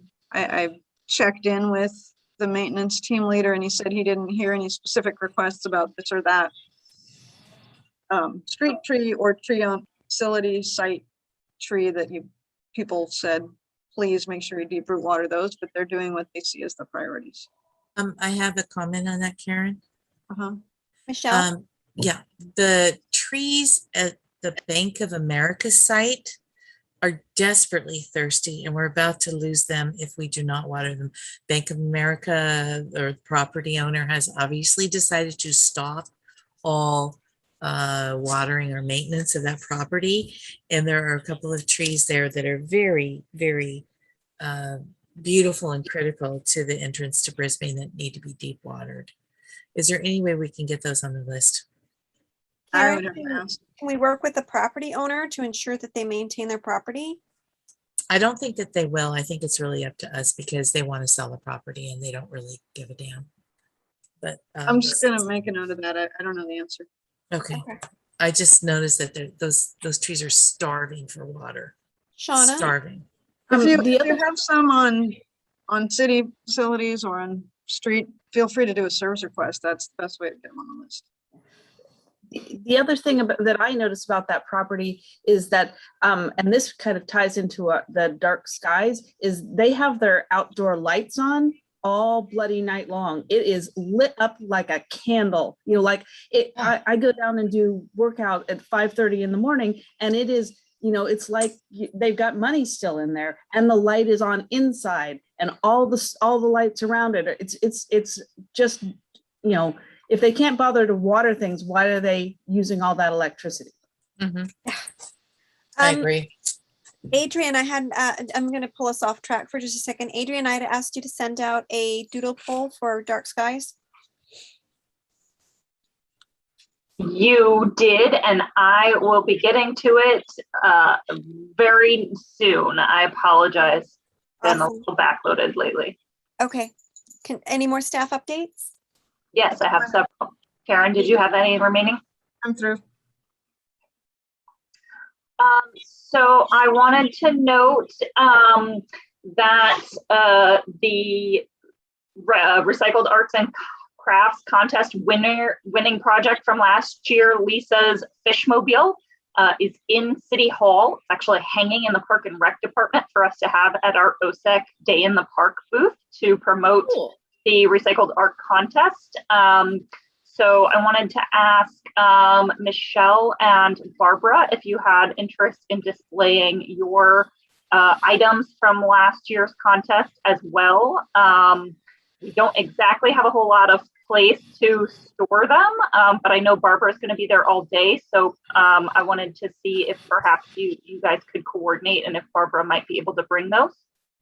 I will be out of town until midday on Saturday of Day in the Park. I'll actually be home in time to see the end of it, but I would love to have my Mother Earth giant head displayed. So how can I do that? Who can I entrust with my giant head? It needs to be either on something or hung from somewhere. It's pretty big. I'd be delighted to have that on display. Anybody volunteer to babysit my giant head and put it on display that day? I don't have a place to put it, but if somebody can get it there that morning, we would display it at Day in the Park. I might be able to do it, but I prefer somebody else volunteer. Yeah, I could pick it up and bring it because I have to be there at 9. So I will get it from you, Michelle. Okay, and I will pick it up at the end of the day, provided I get home on my flight on time. But I would As long as we have a spot for it. I mean, well, I have the big. Can we work out the logistics later? Yeah, later. we're very late. Please. Okay. Yeah, So sorry. the request. Adrian. So I wanted to note also that I recently saw that the Air District has some proposed rules that would set a timeline, I believe that currently proposed as 2029, for establishing a point of sale requirement that all water and space heating appliances have 0 NOx emissions, which would effectively require them to be electric. This would be a provision that would be Bay Area wide. They're having a workshop on the topic on October 7th from 6 to 8 p.m. So I thought that might be of interest to some folks. Adrian, can you send that out in email? My husband just walked through and blew my concentration. Sure. Thank you. Will do. We are also continuing to prepare for EV charging stations with the assumption that we will be receiving Cal EVIP funding this fall or winter. Timeline is still fuzzy, but we are trying to be ready for that hopeful possibility. And also working with Peninsula Clean Energy on a solar and storage study for Mission Blue Center.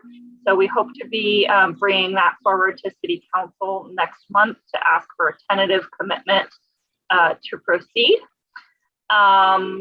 And then I have a number of updates on the Foodware Aware program, our disposable foodware ordinance and the county-wide outreach. There was a meeting today, so I have a lot of updates related to that.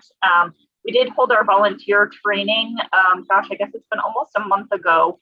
Unfortunately, our volunteers haven't been able to get out yet because the print materials I need to send them with got very delayed. But I am expecting to get those by mid-October. So I will get those out to you guys. And we should try to get moving on that shortly thereafter, because it sounds like the county is going to be starting their formal outreach on the full ordinance after Thanksgiving. So we'll have probably about a month and a half to do our outreach locally before the county will start rolling out their outreach for the overall ordinance. They are going to be doing some targeted ad campaigns. They'll have a letter, phone calls, webinars. They'll have translation to Spanish and Chinese, and also have some bilingual staff folks. So that should be really great assistance. And then they also noted that there was a bill that passed, AB 1276, which is an accessories on request law that was passed by the legislature and is on Newsom's desk, expected to be signed. So there are actually some differences between that state law and what's in the county, the county ordinance, which we adopted as well. So the Office of Sustainability staff is working with the county council to figure out what that exactly means for us. But there may be some slight adjustments needed on the messaging. It does not sound like we'll need to, do any adjustment to our actual ordinance. It's really just some minor nuances on the distribution of accessories, under what circumstances they can do it. So seems like that should be a good synergy. That provision will actually be, rolling out statewide. So I think that covers it for me. And then the last thing is kind of a Bob and I combo. So maybe I'll just pass it to him to talk a little bit about Coastal Cleanup Day. Yeah, it was a success again. We had 24 volunteers show up. We picked up way more garbage than I thought we were going to. It was quite a sweaty mess to unload it, but there was about 6.5 cubic yards of garbage. So for reference, a concrete truck's 9 cubic yards. So anyway, that went pretty well. The other thing I had, everyone had asked, what's that? I said you have a few photos on that.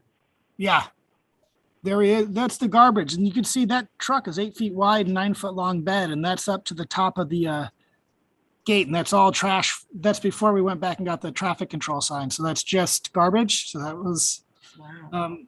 And it's deceptive because a lot of that garbage was micro garbage. Thousands of cigarette butts, Tipperillos, Q-tips, little pieces of really dangerous stuff for birds and sea life. And the other note I had was, you guys had asked about Day in the Park and if there was going to be any public works, what they were going to focus on. And so I checked in with them, and they are going to be promoting their conservation programs. There's an ongoing toilet replacement program, which is a free toilet if you have a an older high gallon toilet that they're going to be promoting, and also like the rain barrel program, the large landscape surveys, and Lawn Be Gone. So they are going to be focusing on that for Day in the Park. And that does it for me for staff updates. Great. I think we're ready for subcommittee reports.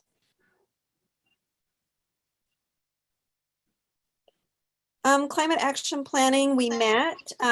Adrian introduced us to the new suite of RICAPS measures. Unfortunately, we didn't really have time to drill down into them during our meeting. So Adrian very kindly sent those out via email. I haven't looked at them. Maybe some of my other subcommittee members have had time, but we should schedule another CAP meeting soon so that we have a deadline and we'll review those things. I am still waiting for, I got a response from the county consultants and D&D about some of the issues with the forecasting and some of the questions that we need answered. Just that they were going to look into it and get back to me. So I don't actually have, I think some of the questions were pretty complicated about some of the modeling. So that may take a little bit of time to resolve, but I don't think that means that we couldn't meet again to continue to discuss measures, just that it might take a little while before we can get some of the numbers sorted out. Great. Glenn, do you have anything you want to add to? No, not climate right now. action? Okay. Ross? Oh, I'm muted. Nope, I'm good. All right, events? Just the upcoming day in the park, getting ready for that. And I'm sure it will be successful. And I think everyone has signed up, right, for some type of volunteering.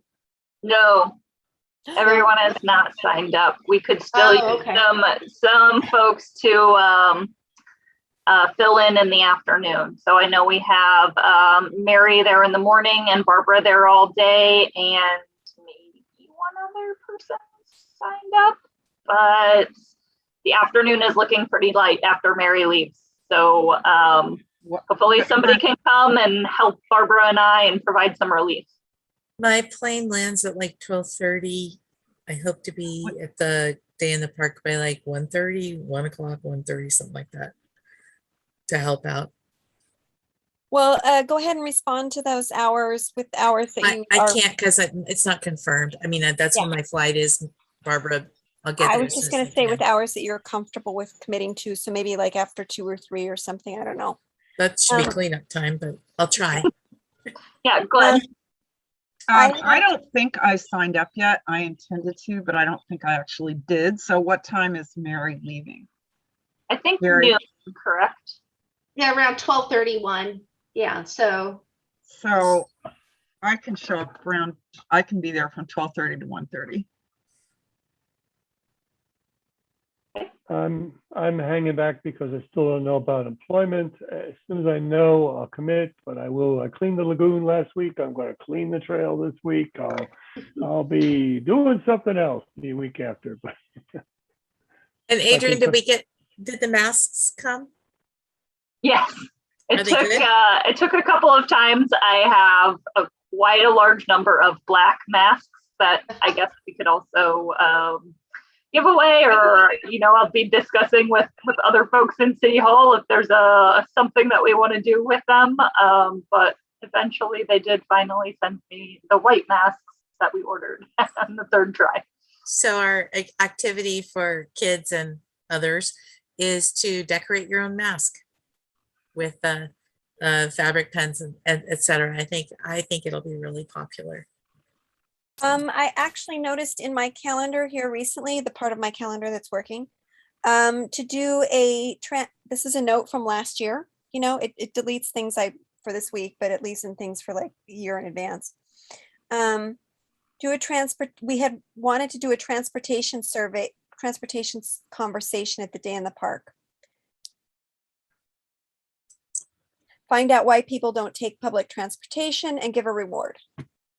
Probably a little late now, but I think the results of that might be slightly skewed at this juncture. Yeah, definitely. All right. So Barbara, just put that for next year, okay? Okay, I'll move it in my calendar to next year. So Baylands Subcommittee, we're not meeting right now. Open Space Plan update, I'm going to consider that done. Crocker Trail Frog Oh, Habitat. yeah. So I promised I would have that presentation today, but I've been spending a lot of time on open space. So I'm still in the early stages of that presentation and workflow. Yes, I guess, Glenn. I'm sorry, I didn't mean to interrupt you, Mary. I just Oh, wanted to no. I just wanted to tell Barbara that she skipped education and outreach. Oh, dang it. Oh, yeah. That's. You're right, I did. So Okay, Mary, do you want to update us on education and outreach? I think Adrian, you finally connected with Tamika. I saw the email at the Brisbane Library. So I believe we're trying to get a face-to-face meeting with her, and it sounds promising that we may be able to get a space within the library for educational purposes. Great. Which is great. So thank you, Adrian, for that. That was great that she finally got back to us. Is there any others? Do we have any other education outreach activities at this time or no? No, Okay. I see Glenn's hand. Glenn. I was just going to say, I think we should meet to consider measures about climate change and energy education in Brisbane. We've tried doing stuff before, but it does seem like people are a little more receptive now. So maybe we should do a take 2 on that. Sure. Okay. Do you want to, Mary is chair of that subcommittee. Do you want to reach out to Adrian to schedule something or? Yeah, or we could schedule with Tamika anyway. If we can all get together and meet with her for part and then have a second agenda item without her. That'd be good. Yeah, that sounds good. Okay. Okay. I'm good with that. Okay. Am I clear to move on to invasive species ordinance? oh, please. Okay. The only thing I've done on that is make use a lot of invasive blackberries to make syrup for the pancake breakfast.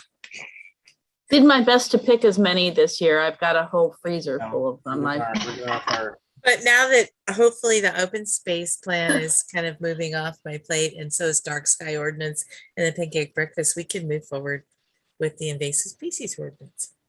Okay. Is it too early to schedule something for you guys, or do you want to wait a little bit longer? I'm going to be gone for a week in October, so I think can we schedule something for November? Okay. What do you think, Glenn? Yes? Yeah, I think November is fine. I would like to get on it, but I don't think we should set it up right now. That's Okay. way far in advance. Yeah, we'll have another, it sounds like we'll have another OSEC meeting between that and then, so let's just, we'll punt on that. Dark skies, we met as a subcommittee. We discussed a couple of issues, some changes, worked a little bit on a flow chart, sent that to Adrian. My fellow committee members were going to give a final read through. We were so close to having it ready for this session, and it just didn't happen. So we're going to get a deadline on there to review, to discuss the review of the language, the final review of the language. And then it will definitely be at next month's OSEC meeting. We will have it as an agenda item, or I will. For October. For October, or I will become a very testy little gremlin. Uh-oh. Gremlins. Okay. Tree issues. I must confess, I have not done much on this because my focus has been on dark skies. Calmes or Salmon, do you want to add anything? Hey, let's move this to December. Okay. We need to get on it. Yeah. But I've been overloaded. Yeah. It's hard for the Exactly. staff to do all of these things at once. Definitely. Yeah. Us too, we have jobs on top of this job, so. Yep. Right. Everybody. So maybe let's shoot for November because we're gonna really wrap up dark skies in October. I swears. But We we'll, could at least have a subcommittee meeting in November. yes, okay. But we will not ask staff to schedule that at this time because we'll have another intervening meeting. Festival tree, I just sent Karen some research that I'd been doing. I just sent by email. I kind of summarized it and on some tree recommendations, and I did some preliminary pricing. And I haven't. There's one place. There's a nursery up in Santa Rosa that I haven't had time to go up and see, but I'm tentatively scheduled to go up and do some stuff in Santa Rosa at the end of October.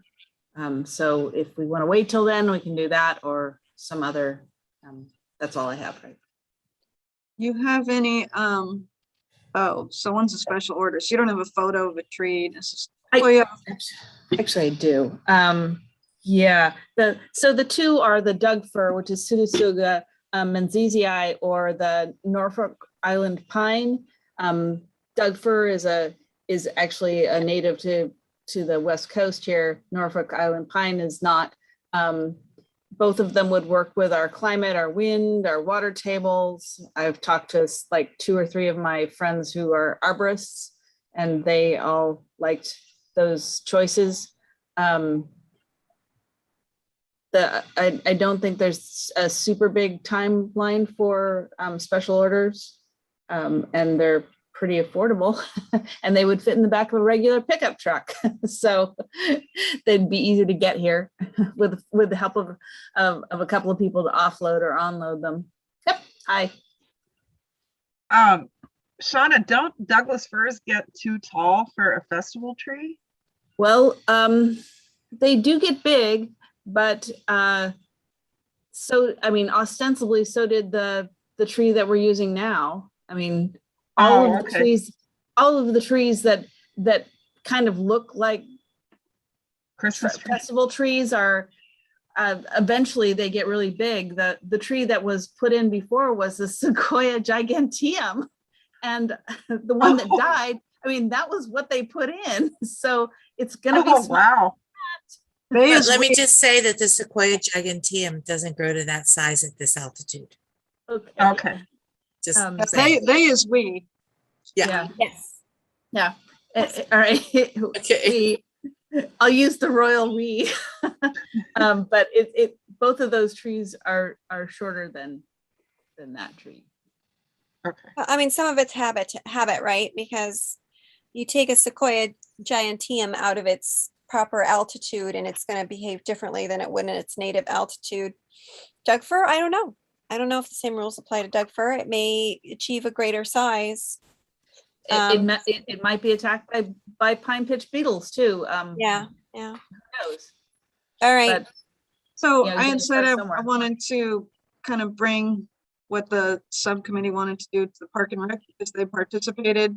There's still, I think we just want to nail down that we're comfortable planting something that's festival tree-ish, that's really small, because there were some voices against. So I'll get with the subcommittee about whether we should do one, invite the public kind of thing or something before we just march forward. Something. We don't want to be, And it's not that small. I mean, even the 24-inch boxes, the ones I saw were about 10 to 12 feet tall. I mean, they're not, the caliper on the trunk isn't very thick, but they don't look like nothing.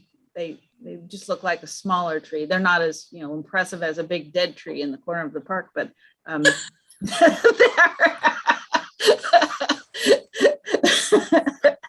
but it does look like a tree. send me a couple photos if you have them, and then I'll make this happen. And then I think everything else is grayed out. So I'm just assuming that means I don't have to pay attention. Oh, Michelle? Well, I was just wondering, since Jason wasn't able to be on the open space plan due to proximity, would you like to be on the events subcommittee instead? Because we're one shy there too. Are you? What's involved? What do you do? You help plan things like day in the park and habitat restoration days and coastal cleanup and things that you're already doing. You just get more of a voice in it. Oh, more of a voice? Good. I'm all for it. Put me down. Okay. Okay, sure. Can you make sure that Jason gets added to education and sorry, events? Certainly. I would also note, although it may be a moot point since the recommendation has already been made, but there is now an opening on the open space plan update subcommittee as well, since he has resigned from that committee. Yeah, I think we're going to have more work to do there, because once we finish finish this next step with the acres, I think that we should review the rest of the open space plan. It doesn't just revolve around the acres. What do people think about it? I haven't eaten dinner. Yeah, Okay, let's move on. And Adrian, can you put that on our agenda for our October meeting, is to choose nominations for the open space plan update? Thank you. Liaisons to council. I haven't done anything. Shauna? That's kind of a once a year. Yeah. I haven't talked to All right. anyone except for you guys. So we've kind of gone over, no, we haven't gone over calendar items. Let's look at calendar. Yeah. All right, so we'll be quick here on the calendar. I just wanted to note some of the items in red were newly added or updated items.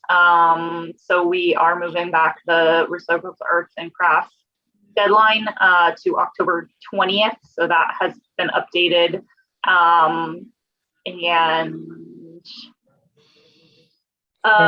Normally at this time of year or somewhere around the fall, we have Teresa from Scavenger come to report on do the annual diversion report. I was in touch with her about scheduling, and she could not confirm yet for October 27th, our next meeting, because of a potential conflict. So TBD, but hopefully sometime in the next couple of months. And then important thing on our meeting schedule is that we noticed that the regular November meeting, now that we've moved back to the fourth Wednesday, is the day before Thanksgiving, which seems less than ideal.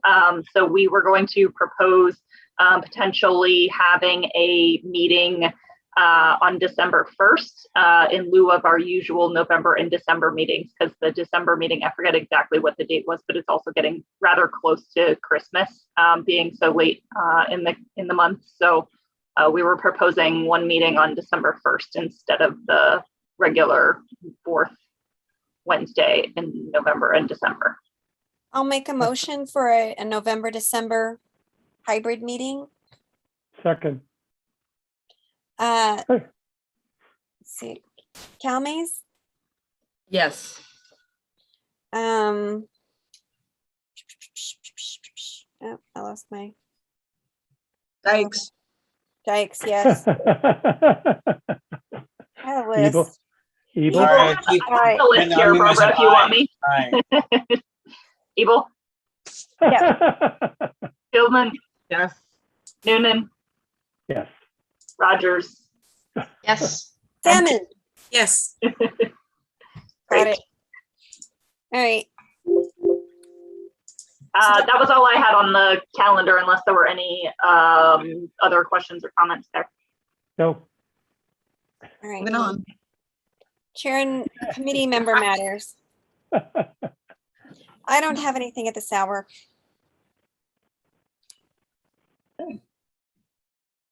Does anybody else have anything at this hour? Mr. Noonan? Yes, thank you for the thank yous. That meant a whole lot. Thank you very much for the thank yous. But one draft that I saw was a thank you to me on the thing. And if it's better to make our case up, let's leave that off. I think I heard the thank you today, and I really appreciate it. I really do. So thanks a lot. We appreciate the work, Jason. I might be late on the October 27th, or I'm flying home that day. So just FYI. I'm actually flying somewhere. Oh my God. So excited. Don't lick anything. I won't. Next slide, Um, Adrian. Lick? You. Roar. I have a toddler, so Yeah. Oh, I always Everything. make sure you specify that. that's right in the front of your mind. Okay. Whoa. I move we adjourn. I'll second. Third. Third. Or fifth. Unneeded. We are adjourned.